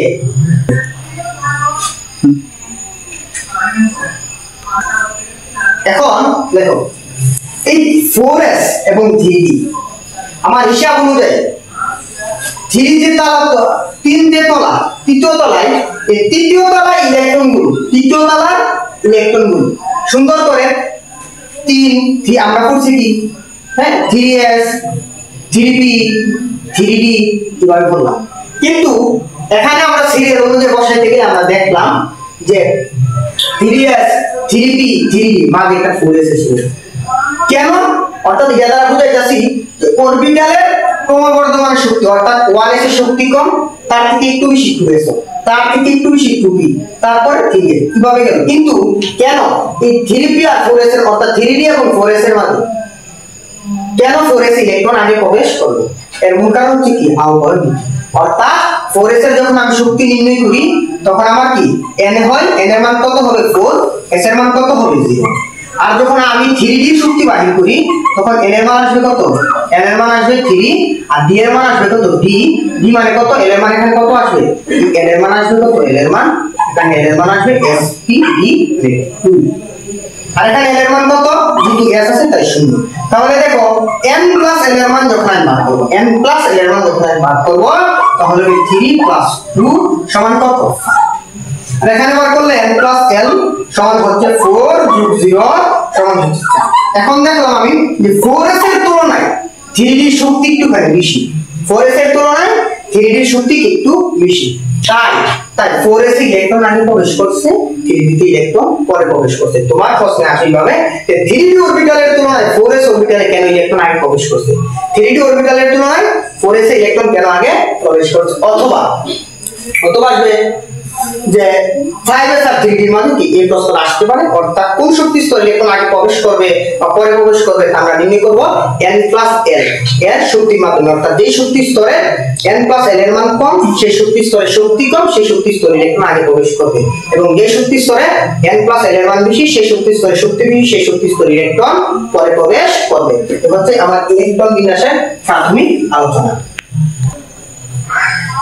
হ্যাঁ, এখানে এখন মনে করো একটি মৌল দেওয়া আছে, মনে করো সোডিয়াম, আন্তর্জাতিক উদাহরণ সোডিয়াম। এর ইলেকট্রন বিন্যাস নির্ণয় করতে, এর ইলেকট্রন বিন্যাস করতে কি নির্ণয় করতাম? রাসায়নিক ইলেকট্রন বিন্যাস ছাড়া তুমি কোনো সিকিউ ভালোভাবে আনসার করতে পারবে না, ঠিক আছে? এখন মনে করো তোমার আসলে সোডিয়াম, এর ইলেকট্রন বিন্যাস কিভাবে করবা? প্রথম আমি দেখো 1s, 1s এ কত জন হয়? 2 জন, তাহলে 2 এই তো 2 জন। তারপর 1s এর পরে 2s, 2s এ কত জন নেই? 2s এ নেই আমার s d 2s মানে 2 জন, তাহলে কত জন? 4 জন। আর তো বাকি থাকে তারপর কি আমার 2p, তাহলে কত? 2p, 2p তে রই কয়জন? 6 জন। আর p তে কত জন হয়? 6 জন। এখন তুমি দিবা 6 শেষ। তাহলে কত জন? 10 জন। আমার তো মানুষ হচ্ছে কত জন? এখানে 11 জন। তাহলে 2p এর পরে কি 3s আছে, অর্থাৎ 3s দিবা, 3s আর বাকি থাকে কত জন? যত জন বাকি থাকে উপরের তলায় পাঠাই দিবা, পাঠাই দিলে এখন চলে গেল। মনে করো আসলে ক্যালসিয়াম, কি ক্যালসিয়াম কত নাম? 20 জন। তাহলে কিভাবে করবা? প্রথম 1s2 2s2 2p6 3s2 3p6 4s2, অর্থাৎ প্রথম তলায় তুমি 2 জন দিলা, দিয়া দেখলা আরো 8 জন বাকি, তাই উপরের তলায় পাঠাই দিলা। তারা উপরের তলায় গিয়া প্রথম 2 জন এসে বসলো আর 6 জন পিছে বসলো। তারপরেও দেখো 10 জন হলে আরো 10 জন বাকি থাকে, তখন দ্বিতীয় তলার মানুষ তৃতীয় তলায় তাদেরকে পাঠাই দিবে, বাকি 10 জনকে। তৃতীয় তলায় গিয়া 2 জন এসে বসে যাবে, 3 জন 6 জন পিতে বসে যাবে, তখন থাকবে আরো 2 জন। তখন তৃতীয় তলার মানুষ তাদেরকে আবার দ্বিতীয় তলায় পৌঁছে দিবে, তখন তারা 2 তলা 4 নম্বর তলায় গিয়ে বসে যাবে। এটা হচ্ছে আমার কি ক্যালসিয়ামের ইলেকট্রন বিন্যাস। এখন মনে করো আসছে যে তোমার নিয়নের ইলেকট্রন বিন্যাস কত? 10 ইলেকট্রন বিন্যাস কিভাবে হবে? প্রথমে 1s2 প্রথম তলায় 2 জন, তারা দ্বিতীয় তলায় বাকি 8 জনকে পাঠিয়ে দিবে, বাকি 8 জনে 2s2 2p6, তখন তারা 8 জন দ্বিতীয় তলায় 8 জন ধারণ ক্ষমতা আছে, তাই 8 জনকে কি করবে? তারা রেখে দিবে। এইভাবে আমরা কি করবো? সুন্দর করে ইলেকট্রন বিন্যাস করতে পারবো। তারপর মনে করো তোমাদের যে ক্লোরিন আছে কত? 17, এর ইলেকট্রন বিন্যাস কিভাবে হবে?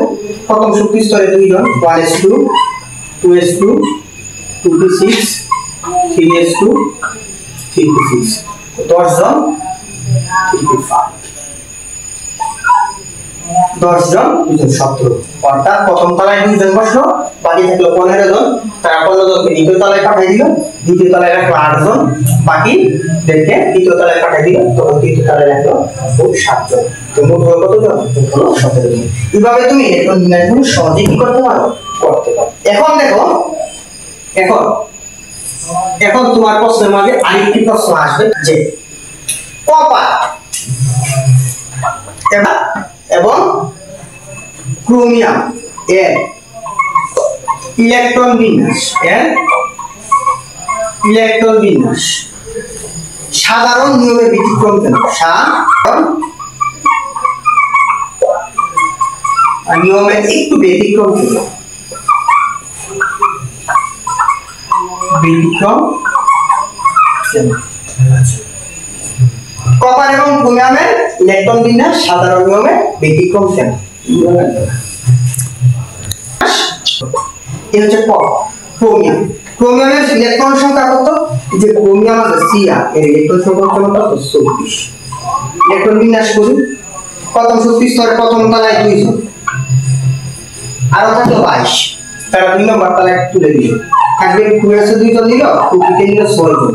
সর্বোচ্চ ধারণ ক্ষমতা পিতে 6 জন, এসে 2 জন। তাই প্রথম তলায় 2 জন রেখে দ্বিতীয় তলায় বাকি কে পাঠাই দিলে, এসে নিল 2 জন, পে নিল 6 জন। বাকি থাকলো কই জন? আরো তখন 1 এর গেল, 2 এর গেল, 2p, তারপরে 3 আছে। 3 আছে 2 জন নিবে, 3p তে 6 জন নিবে। কিন্তু 4s আছে, 4s এ 2 জন নিবে, 4s এ 2 জন নিবে, 3p তে তখন নিবে 4 জন, 3p তে 4 জন। দেখো 10 10 20 আর 4 24। এটা হচ্ছে আমার সাধারণ নিয়মের ইলেকট্রন বিন্যাস। এই কপারের কি সাধারণ নিয়মের ইলেকট্রন বিন্যাস? সাধারণ নিয়ম এই হচ্ছে কপারের ইলেকট্রন বিন্যাস। এই সাধারণ নিয়মের কি ইলেকট্রন বিন্যাস। এখন যে আমরা জানি ডি যে অরবিটাল আছে, ডি যে অরবিটাল আছে, এই অরবিটাল হচ্ছে সম্পূর্ণ পূর্ণ হলে অথবা অর্ধপূর্ণ হলে, সম্পূর্ণ পূর্ণ হলে অর্থাৎ ডি এর ধারণ ক্ষমতা কত? 10 না? ডি এর ধারণ ক্ষমতা কত? 10 না? 10। এই যদি সম্পূর্ণ পূর্ণ হয় অর্থাৎ 10টা ইলেকট্রন ডি এর মাঝে থাকে, অথবা এর অর্ধেক ইলেকট্রন, এর অর্ধেক কত? 10/2 মানে কত? 5টি। অর্থাৎ যদি 5টি ইলেকট্রন অথবা 10টি ইলেকট্রন থাকে, এটা সুস্থিত হয়। ডি অরবিটালটা কি হয়? সুস্থিত হয়। অর্থাৎ ডি এর মাঝে যদি সম্পূর্ণ পূর্ণ থাকে অথবা অর্ধপূর্ণ থাকে, তখন ডি অরবিটালটা কি হয়? সুস্থিত হয়। এই সুস্থিত হওয়ার জন্য তখন সাধারণ নিয়মের ব্যতিক্রম ইলেকট্রন বিন্যাস করে ফেলবে কি? ক্রোমিয়াম। অর্থাৎ 24। তখন সাধারণ নিয়মের ব্যতিক্রম ইলেকট্রন বিন্যাস 1s2 2s2 2p6 3s2 3p6 4s 3d আগেও সুস্থিত হয়ে যাবে। এই 3d কি করবে? আগে সুস্থিত হয়ে যাবে। 3d কি করবে? আগে সুস্থিত হয় অর্থাৎ অর্ধপূর্ণ করে দিবে। তারপর s এর মাঝে কত? আর থাকে কয়টা? একটা থাকে। দুইটা মিলে কত? 6। আমি এখানে 5 দিলাম, আর থাকে কই? 1। অর্থাৎ এখানে একটা ইলেকট্রন বসে যাবে। অর্থাৎ এই হচ্ছে আমার সাধারণ নিয়মের ব্যতিক্রম ইলেকট্রন বিন্যাস। এই হচ্ছে আমার সাধারণ নিয়মের ব্যতিক্রম ইলেকট্রন বিন্যাস। কারণ কি? এই হচ্ছে সাধারণ নিয়মের ব্যতিক্রম ইলেকট্রন বিন্যাস। কারণ আমার যে 3d আছে, ডি আছে, ডি অরবিটাল আমার সুস্থিত হতে চাই। সুস্থিত হওয়ার জন্য এটা অর্ধপূর্ণ হয়ে 4s এ একটা ইলেকট্রন তাকে ত্যাগ করে তাকে সুস্থিত করে দেয়, তারপরে ইলেকট্রন বিন্যাস সুস্থিত হয়। এখন তোমার প্রশ্ন আসবে কপার এবং ক্রোমিয়ামের ইলেকট্রন বিন্যাস সাধারণ নিয়মের ব্যতিক্রম কেন? বহু প্রশ্ন আসবে।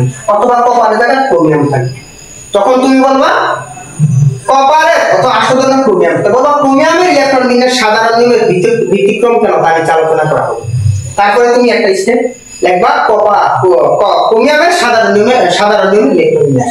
তারপরে তুমি এই ইলেকট্রন বিন্যাসটা সুন্দর করে দিবা। তারপরে বলবা ক্রোমিয়ামের ব্যতিক্রম ইলেকট্রন বিন্যাস। তারপরে এই ইলেকট্রন বিন্যাসটা তুমি দিবা। দেওয়ার পরে তুমি বলবা ডি অরবিটাল পূর্ণ হলে অথবা অর্ধপূর্ণ হলে, পূর্ণ হলে অথবা অর্ধপূর্ণ হলে সুস্থিত হয়। এই সুস্থিরতা অর্জন করার জন্য 4s অরবিটাল একটি ইলেকট্রন ত্যাগ করে দেয়। একটি ইলেকট্রন ত্যাগ করলে 3d অরবিটাল 5টি ইলেকট্রন গ্রহণ করে, আর 5টি ইলেকট্রন মানে ডি এর অর্ধপূর্ণ। তারপর কি হয়? ডি হয় কি? সুস্থিত হয়ে যায়। এই সুস্থিততার জন্য ক্রোমিয়ামের ইলেকট্রন বিন্যাস সাধারণ নিয়মের ব্যতিক্রম হয়ে যায়। নিজের মতো বুঝিয়ে নেব, তারপর হয়ে যাবে ইনশাআল্লাহ। তাহলে কপারের কি? কপার হচ্ছে 29। কপারে যখন হবে তো কপারের কি? 29। কপারের কি? 29 না? তাহলে এখন কপারের 29 না, তাহলে 1s2 2s2 এখানে কয়টা হলো? 24। এখানে হয়ে যাবে তখন 9। যখন 9 হবে তখন কি হয়ে যাবে? 29 হবে।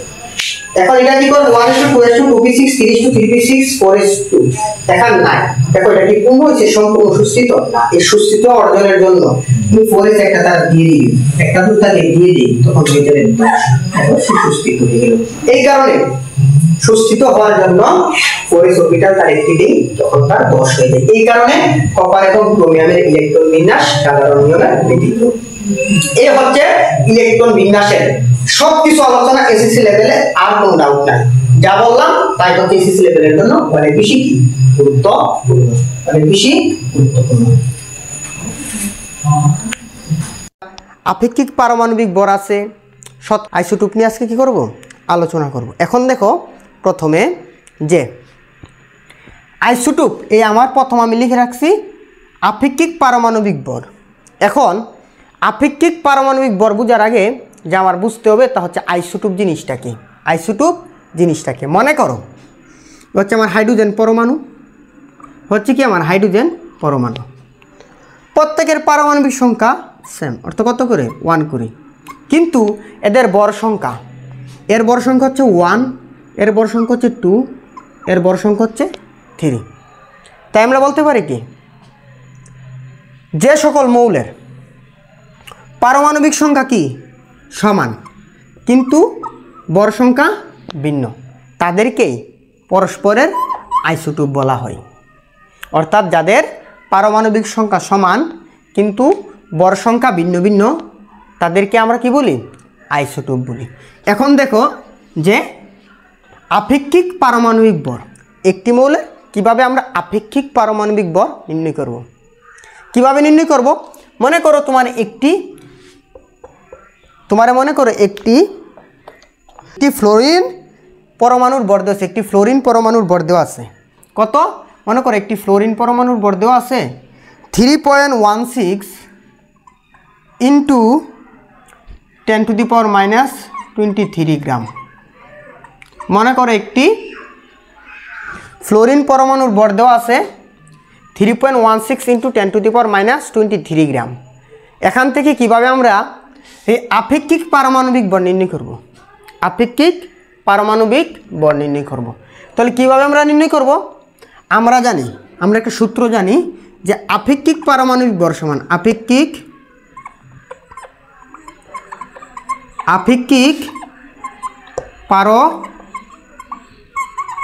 পারমাণবিক ভর সমান কি এই আপেক্ষিক পারমাণবিক ভর সমান কি আপেক্ষিক পারমাণবিক ভর সমান মৌলের একটি পরমাণুর ভর মৌলের একটি পরমাণুর ভর ডিভাইডেড বাই কার্বন 12 আইসোটোপের 1/12 অংশ আইসোটোপের 1/12 অংশ এ হচ্ছে কি আমার আপেক্ষিক পারমাণবিক ভর নির্ণয়ের ক্ষেত্রে যে একটি মৌলের পরমাণুর ভর ডিভাইডেড বাই কার্বন 12 আইসোটোপের 1/12 অংশ এখন দেখো এই যে কার্বন 12 আইসোটোপের 1/12 অংশ আছে কার্বন 12 আইসোটোপের 1/12 অংশ আছে তার একটি মান আছে মানটি কি 1.66 ইন্টু 10⁻⁻24 গ্রাম 24 গ্রাম অর্থাৎ হচ্ছে কার্বন 12 আইসোটোপের 1/12 অংশের মান 1/12 অংশের মান এখন দেখো এখন কিভাবে আমরা মনে করো তোমার প্রশ্ন দেওয়া আছে যে ফ্লোরিনের একটি পরমাণুর ভর 3.16 ইন্টু 10⁻⁻23 3.16 ইন্টু 10⁻⁻23 গ্রাম এবং কার্বন 12 আইসোটোপ 1/12 অংশের মান আমরা সকলে জানি কত ফিক্সড মান 1.66 ইন্টু 10⁻⁻24 গ্রাম এখন বলছে যে ফ্লোরিনের এটা কার ফ্লোরিনের একটি পরমাণুর ভর ছিল না হ্যাঁ ফ্লোরিনের আপেক্ষিক পারমাণবিক ভর নির্ণয় করো ফ্লোরিনের আপেক্ষিক পারমাণবিক ভর নির্ণয় করো হ্যাঁ তুমি প্রশ্নটি বুঝো কি ফ্লোরিনের একটি পরমাণুর ভর এত হলে একটি পরমাণুর ভর শুধু কত দেওয়া আছে 3.16 × 10⁻23 গ্রাম হলে তার আপেক্ষিক পারমাণবিক ভর নির্ণয় করো। তাহলে কীভাবে আমরা ফ্লোরিনের আপেক্ষিক পারমাণবিক ভর নির্ণয় করব? আমরা ফ্লোরিনের আপেক্ষিক পারমাণবিক ভর নির্ণয় করব 3. এই মৌলের একটি পরমাণুর ভর কত 3.16 × 10⁻23 গ্রাম। আর কার্বন 12 আইসোটোপের 1/12 অংশের মান কত 1.66 × 10⁻24 গ্রাম। বুঝছো? এখন দেখো এই গ্রামে কিতা যাবে কাটা যাবে। এই ফ্লোরিনের আপেক্ষিক পারমাণবিক ভর এখন দেখো ক্যালকুলেশন করো যে মান হবে এই হচ্ছে কি আমার ফ্লোরিনের আপেক্ষিক পারমাণবিক ভর। এই গ্রামে কাটা, তাই কোন আপেক্ষিক পারমাণবিক ভরের কি হয় না কোনো একক হয় না। আপেক্ষিক পারমাণবিক ভরের কোন একক হয় না কেন? কারণ আপেক্ষিক পারমাণবিক ভরের কোন একক হয় না কারণ একটি মৌলের একটি পরমাণুর ভর গ্রাম এককে এবং কার্বন 12 আইসোটোপের 1/12 অংশ গ্রাম এককে। গ্রাম একক কাটা, তাই আপেক্ষিক পারমাণবিক ভরের নির্দিষ্ট কোনো একক হয় না। হ্যাঁ, এখানে ফ্লোরিন আছে, যে কোনো মৌল দেওয়া থাকতে পারে, তাহলে আমরা এইভাবে আনসার করতে পারবো। অর্থাৎ কি আপেক্ষিক পারমাণবিক ভর সমান একটি মৌলের পরমাণুর ভর ডিভাইডেড বাই কার্বন 12 আইসোটোপের 1/12 অংশ। এখন মনে করো যে অ্যালুমিনিয়াম দিয়ে একটু করি ম্যাথ, যে তোমার বই আছে কি মনে করো প্রশ্ন হচ্ছে অ্যালুমিনিয়ামের আপেক্ষিক পারমাণবিক ভর। অ্যালুমিনিয়ামের আপেক্ষিক পারমাণবিক ভর 27 হলে তার 100টি পরমাণুর ভর কী করো নির্ণয় করো। আপেক্ষিক পারমাণবিক ভর 27 হলে তার 100টি পরমাণুর ভর নির্ণয় করো। এখন দেখো তুমি যে আমরা জানি কি সংক্ষেপে লিখি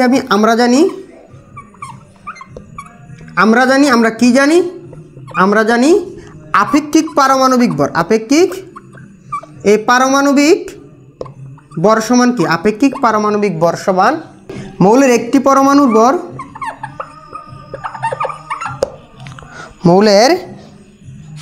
পরমাণুর ভর 12 আইসোটোপের 1/12 অংশ। মানটা সরাসরি লিখে ফেলি। কার্বন 12 আইসোটোপের 1/12 অংশ, এর মান কত ছিল 1.66 × 10⁻24, তাই না? তাই গ্রাম এককে ছিল। এখন দেখো তুমি যে আমার এই অ্যালুমিনিয়ামের আপেক্ষিক পারমাণবিক ভর কত? এই অ্যালুমিনিয়ামের আপেক্ষিক পারমাণবিক ভর হচ্ছে 27, আর উপরে কি একটি মৌলের পরমাণুর ভর ডিভাইডেড বাই 1.66 × 10⁻24 গ্রাম। এখন একটু ছোটো করার জন্য না থাক। এখন দেখো এই 27 আপেক্ষিক পারমাণবিক ভর হচ্ছে 27, একটি মৌলের পরমাণুর ভর আমি জানি না। এই একটি মৌলের পরমাণুর ভর মৌলের একটি পরমাণুর ভর মৌলের একটি পরমাণুর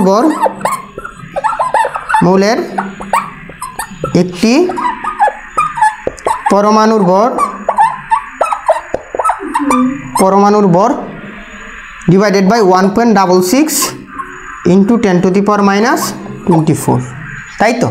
তাই। এখন দেখো যে আমি একটি মৌলের পরমাণুর ভর যদি পেয়ে ফেলি, তাহলে একটি মৌলের পরমাণুর ভরের সাথে যদি আমি 100 যোগ করি তাহলে 100টির ভর পাবো, 500 যোগ করলে 500টির পাবো। তাহলে আমি আগে একটি মৌলের পরমাণুর ভর নির্ণয় করি। দেখো এর নিচে কত আছে? মনে 1, তাহলে আর গুণ করে দিই। তাহলে একটি মৌলের পরমাণুর ভর কত হবে? মৌলের একটি পরমাণুর ভর কত হবে? মৌলের একটি পরমাণুর ভর হবে মৌলের একটি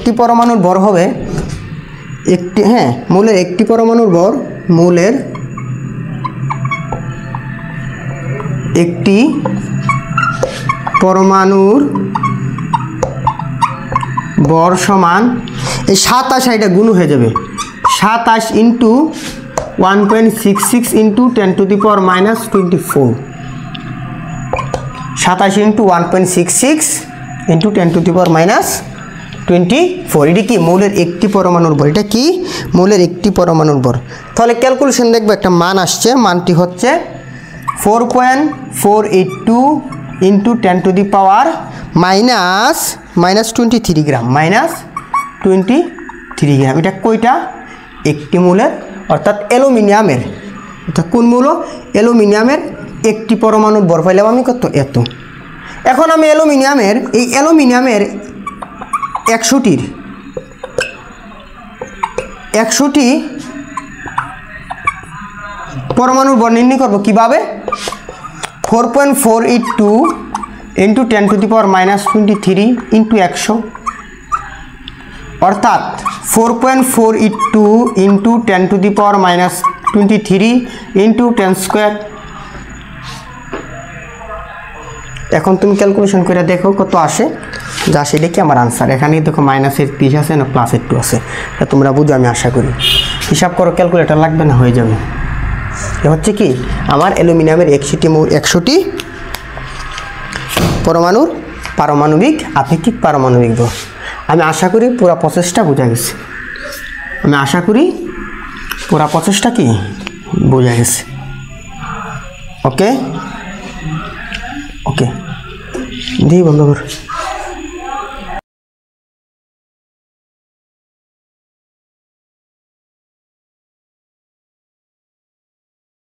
সকলকে অভিনন্দন।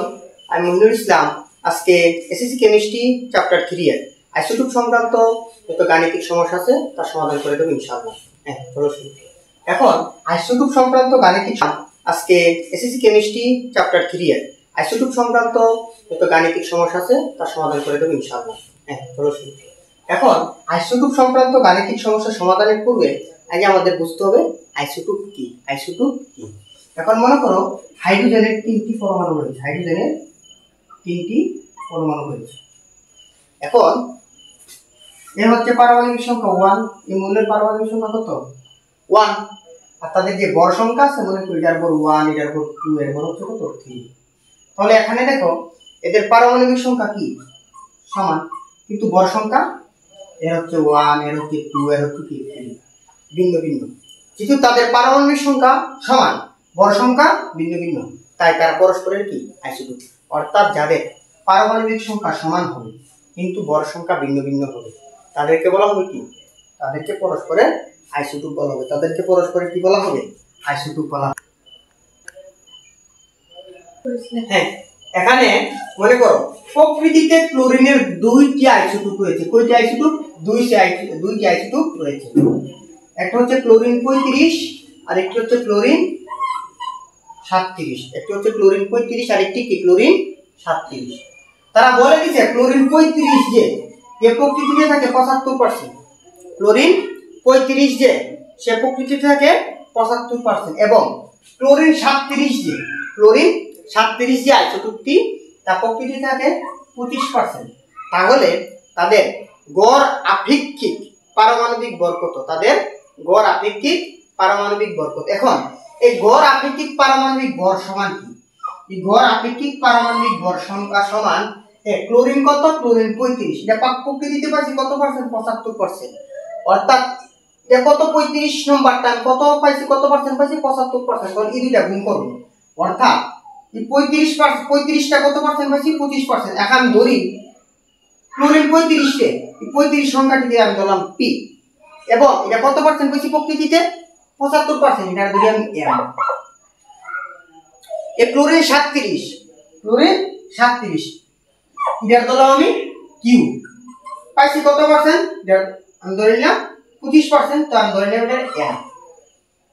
তাহলে তাদের এই গড় আপেক্ষিক পারমাণবিক সংখ্যার পারমাণবিক ভর নির্ণয়ের সূত্রটি হবে P into M যোগ Q into N divided by 100। অর্থাৎ কত? কপার ক্লোরিন 35 পাইছি কত পার্সেন্ট? 75। তাহলে এই দুইটা গুণ করব। 37 পাইছি কত পার্সেন্ট? 25%। তাহলে এই দুইটা গুণ করব। গুণ করে যোগ করে 100 দ্বারা ভাগ করব। গুণ করে যোগ করে 100 দ্বারা ভাগ করব। তাহলে এদের গড় আপেক্ষিক পারমাণবিক ভর কত হবে? P মানে কপার, ক্লোরিন কত? 35, তাহলে 35 ইনটু পাইছি কত পার্সেন্ট? 75%। যোগ কিউ কি? কি হচ্ছে কত? ক্লোরিন কত? ক্লোরিন 37 কত পাইছি? 25% ডিভাইডেড বাই 100।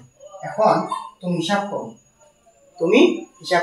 হিসাব করে দেখবা যে ক্লোরিনের এর গড় আপেক্ষিক পারমাণবিক ভর হচ্ছে 35.5। এ হচ্ছে আমার একটি মৌলের কিভাবে আমি গড় আপেক্ষিক পারমাণবিক ভর নির্ণয় করব যদি আইসোটোপের শতকরা পরিমাণ দেওয়া থাকে। কিভাবে? এখন ক্লোরিন 35 এটা কত পার্সেন্ট পাইছে প্রকৃতিতে, এটা গুণ করব। তারপরে ক্লোরিন 37 এ পাইছে প্রকৃতিতে কত পার্সেন্ট, তারা গুণ করব। গুণ করে যোগ করে 100 দ্বারা ভাগ করব। এখন মনে করো এখানে ক্লোরিনের জায়গাতে আছে কপার, ক্লোরিনের জায়গাতে আছে কি কপার, মনে করো আছে কপার, কপার হ্যাঁ কপার মনে করো আছে কপার 65, কপার 65 এবং মনে করো কপার 65 আরেকটা মনে করো ধরে নিলাম আর কি সাপোজ, আরেকটা মনে করো কপার 65 সাপোজ ধরে নিলাম। অর্থাৎ একটা হচ্ছে কপার 65 আর একটা হচ্ছে কপার 64। তারা মনে করো সাপোজ ধরে নিলাম এই কপার 65 যে এ আছে মনে করো 70%, কত পার্সেন্ট 70%, আর এ মনে করো প্রকৃতিতে আছে 30%, কত পার্সেন্ট 30%, কারণ আমরা জানি তো মোট 100, কত পার্সেন্ট 30%। এখন দেখো এখন 64 কত পার্সেন্ট আছে 30% আমি ধরে নিলাম, আর কপার 65 কত পার্সেন্ট আছে ধরে নিলাম 70%, তাহলে 30 আর 70 এর কত মোট হয় 100%, কত পার্সেন্ট 100%। এখন তাদের গড় আপেক্ষিক পারমাণবিক ভর কিভাবে হবে, এখন এই কপার 65 প্রকৃতিতে পাইছে কত পার্সেন্ট 70%, এই দুইটা গুণ হবে। এই কপার 64 প্রকৃতিতে পাইছে কত পার্সেন্ট 30%, তাহলে এই দুইটা গুণ হবে। তারপরে তাদের দুইটা যোগ হবে, যোগ তার 100 দ্বারা কি হবে ভাগ হবে। অর্থাৎ আমরা করে ফেলি, অর্থাৎ এটা এরকম হবে যে যে কপার 65 প্রকৃতিতে পাইছে কত পার্সেন্ট 70% ধরে নিলাম, যদি তা বাস্তব না, আর কপার 64 প্রকৃতিতে পাইছে কত পার্সেন্ট 30%। অর্থাৎ এখন একটা মান আসবে, যে মানটা আসবে এই মানটা হচ্ছে আমার এই কপারের পাওয়া প্রকৃতিতে ঠিক আপেক্ষিক পারমাণবিক ভর, গড় আপেক্ষিক পারমাণবিক ভর। বুঝছো, এখানে কপার থাকতে পারে, যে কোনো মৌল থাকতে পারে, এরকম পরিমাণ দর থেকে তুমি বার করতে পারবে না, অবশ্যই পারবে। হ্যাঁ, তারপরে তুমি আরেকটি প্রশ্ন দেখো, যা হচ্ছে মনে করো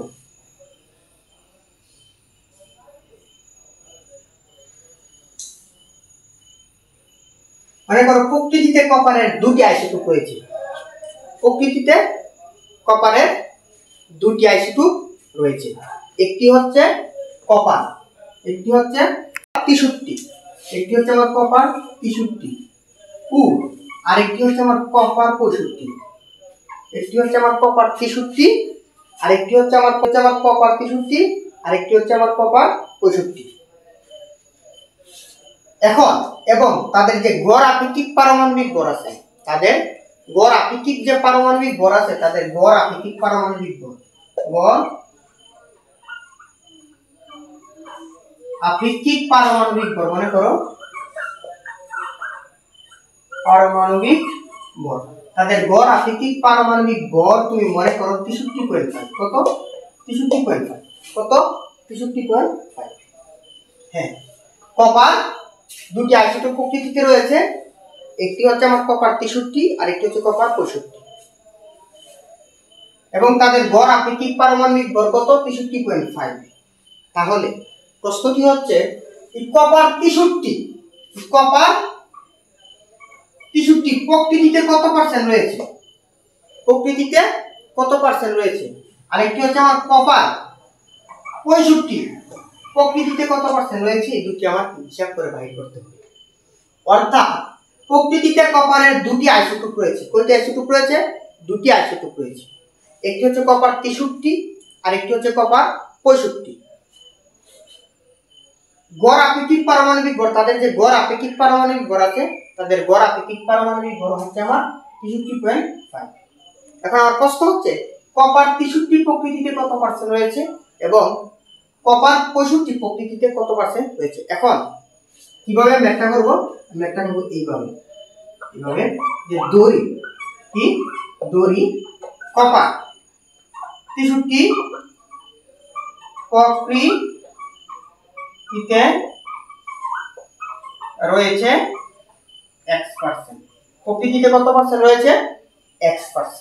যেহেতু কপার 63 প্রকৃতিতে x% রয়েছে, তাহলে কপার 65 প্রকৃতিতে রয়েছে কত পার্সেন্ট, আমরা জানি সম্পূর্ণ দুটি মিলে হবে 100। যেহেতু এ রয়েছে x%, তাহলে এ হবে x100 - x%।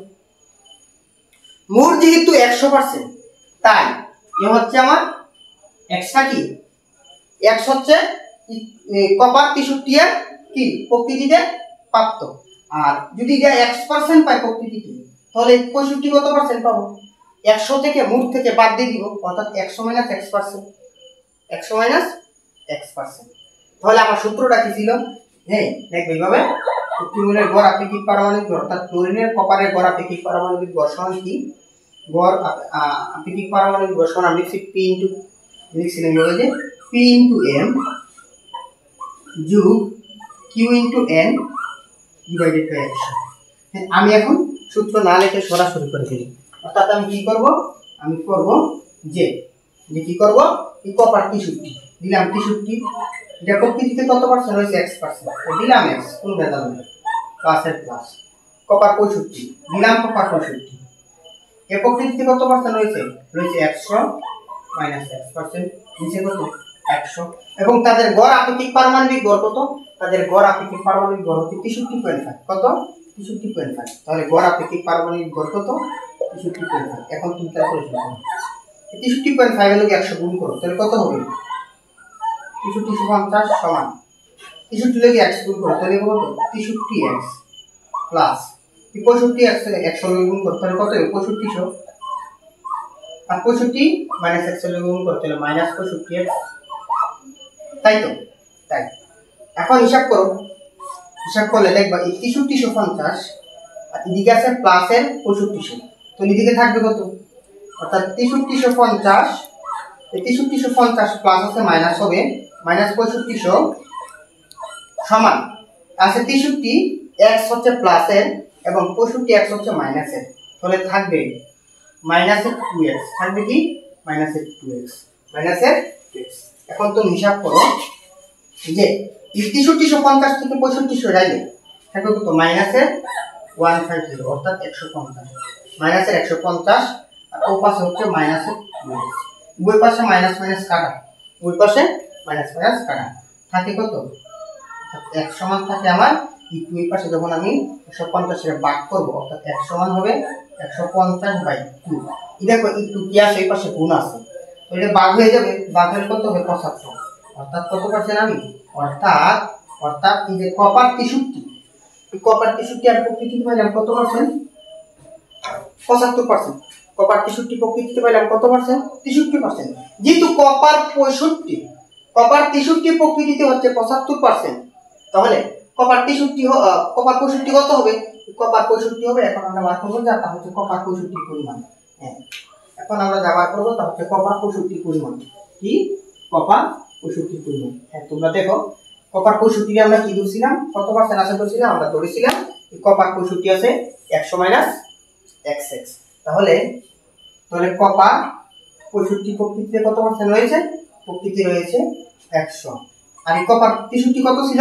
কপার 63 ছিল 75%, এখানে 75 দিই, অর্থাৎ তাহলে থাকবে কত? 25। অর্থাৎ মোট কপার 65 রয়েছে প্রকৃতিতে 75% এবং কপার 63 প্রকৃতিতে রয়েছে 75%। এখানে কপারের জায়গায় যে কোনো মৌল, ক্লোরিন, হাইড্রোজেন, যে কোনো মৌল কি থাকতে পারে, আশা করি তুমি বার করতে পারবা। অর্থাৎ p into m plus q into n divided by 100, এই সূত্রটি দিয়ে আমি একটি মৌলের গড় আপেক্ষিক পারমাণবিক ভর কি করতে পারি? নির্ণয় করতে পারি। কি করতে পারি? নির্ণয় করতে পারি। এখন দেখো যে প্রশ্নটি হচ্ছে, এই প্রশ্নটি হচ্ছে আণবিক ভর নির্ণয়। কি নির্ণয়? একটি যৌগের আণবিক ভর কিভাবে নির্ণয় করব? তার জন্য আণবিক ভর নির্ণয়ের জন্য তোমার চতুর্থ অধ্যায় পর্যায় সারণী আছে। এই পর্যায় সারণীর যে মৌলগুলো আছে, পর্যায় সারণীর যে মৌলগুলো আছে, এই মৌলগুলার ভর তোমার জানতে হবে। ভর কি করতে হবে? তোমার ভরগুলা জানতে হবে। তবে 1 থেকে 20 পর্যন্ত মৌলগুলার ভর, 1 থেকে 20 পর্যন্ত মৌলগুলার ভর আমরা কিভাবে মনে রাখবো? 1 থেকে 20 পর্যন্ত মৌলগুলার ভর আমরা কিভাবে মনে রাখবো? মনে রাখবা যাদের পারমাণবিক সংখ্যা জুল, যাদের 1 নম্বর নিয়ম কি? যাদের পারমাণবিক সংখ্যা জুল, যাদের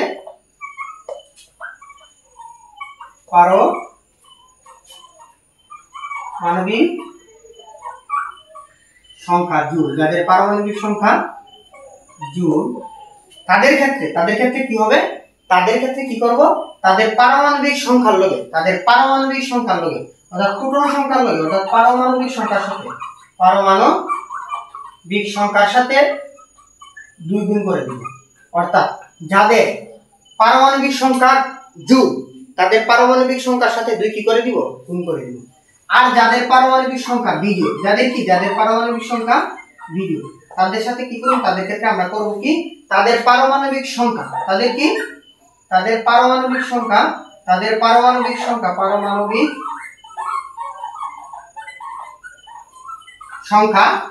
ইনটু 2, তাদের এই গুণফলের সাথে 1 যোগ করে দিব।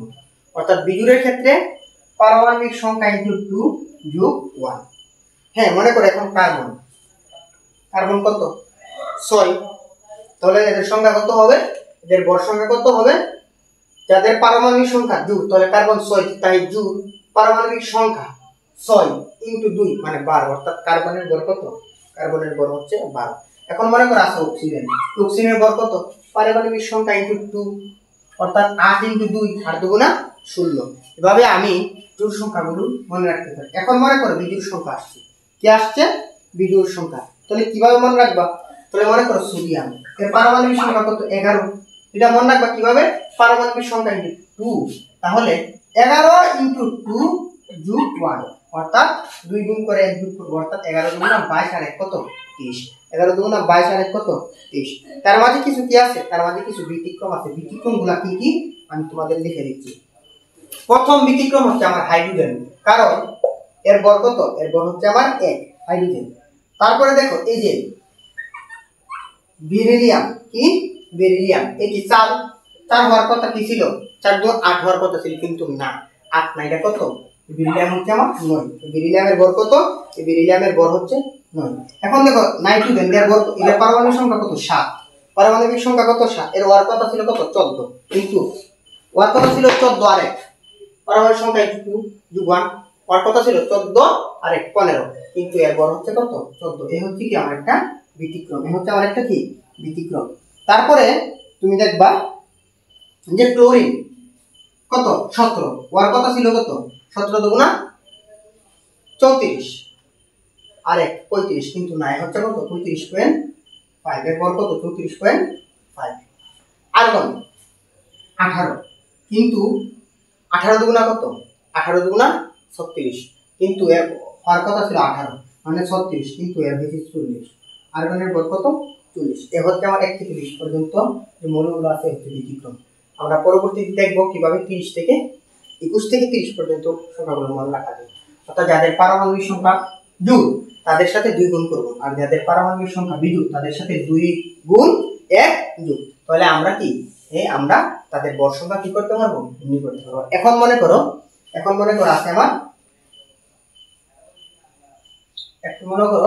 আছে আমার, সোডিয়াম ক্লোরাইড, কি আছে সোডিয়াম ক্লোরাইড।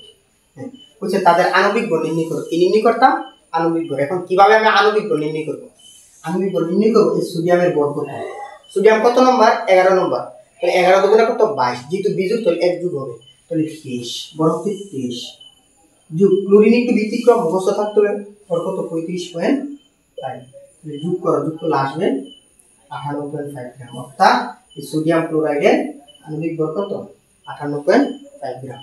এখন মনে করা আছে পানি, কি H2 পানি, এর আণবিক ভর কত, হাইড্রোজেনের ভর কত ব্যতিক্রম 1, কয়টা আছে, 2টা আছে, তাই 2 গুণ করলাম যোগ। অক্সিজেনের ভর কত 8 আর 2 না 16, অর্থাৎ আমার 18 গ্রাম। এখন এখানে পানির জায়গা মনে করো তোমার অন্য একটি মৌল আছে, অন্য মৌলটির নাম কি, মনে করো একটা অ্যাসিড আছে, অ্যাসিডটির নাম কি, মনে করো H2SO4, অর্থাৎ সালফিউরিক অ্যাসিড H2SO4। এখন হাইড্রোজেনের ভর কত ব্যতিক্রম 1 ইনটু 2টা আছে তাই 2 বার। সালফার কত 16, তার ভর হবে কত 16 দুগুণা 32 যোগ। অক্সিজেনের ভর কত 16, কয়টি আছে 4টি আছে, তাই তো হিসাব করো 32 2 মানে কত হবে 98 গ্রাম। কত গ্রাম 98 গ্রাম, কত গ্রাম 98 গ্রাম। এই হচ্ছে আমার সালফিউরিক অ্যাসিডের কি আণবিক ভর নির্ণয়, আণবিক ভর নির্ণয়। এখন তারপরে তোমার পরীক্ষার মাঝে আইসোটোপ নিয়ে কিছু পড়ালেখা আছে, এগুলো হচ্ছে ইম্পর্টেন্ট সিকিউর জন্য। কিসের জন্য? সিকিউর জন্য। হ্যাঁ, এখানে তারপরে তুমি দেখো যে আইসোটোপের ক্ষেত্রে যে চিকিৎসা ক্ষেত্রে আইসোটোপের যে এই যে টেকনিশিয়াম 99 সেটা ভেতরে প্রবেশ করানো হয়, এগুলো দেখবা। টেকনিশিয়াম 99 এর লাইফ টাইম হচ্ছে 6 ঘন্টা, এগুলো হচ্ছে ইম্পর্টেন্ট। তারপর ক্যান্সারের জন্য কিগুলো কোনগুলো ব্যবহার করা হয়, আইসোটোপের কাজগুলো তোমার সিকিউ এবং ইম্পর্টেন্ট এবং সিকিউর জন্য কি অনেক বেশি গুরুত্বপূর্ণ। অর্থাৎ এই ক্লাসের মাধ্যমে এখন আমরা এই আইসোটোপ নিয়ে অর্থাৎ এই তৃতীয় অধ্যায় হয়ে গেল, হ্যাঁ শেষ হয়ে গেল, সমাপ্ত। সকলকে অভিনন্দন আর সকলে ভালো থাকো, সকলকে স্বাগতম। আসসালামু আলাইকুম।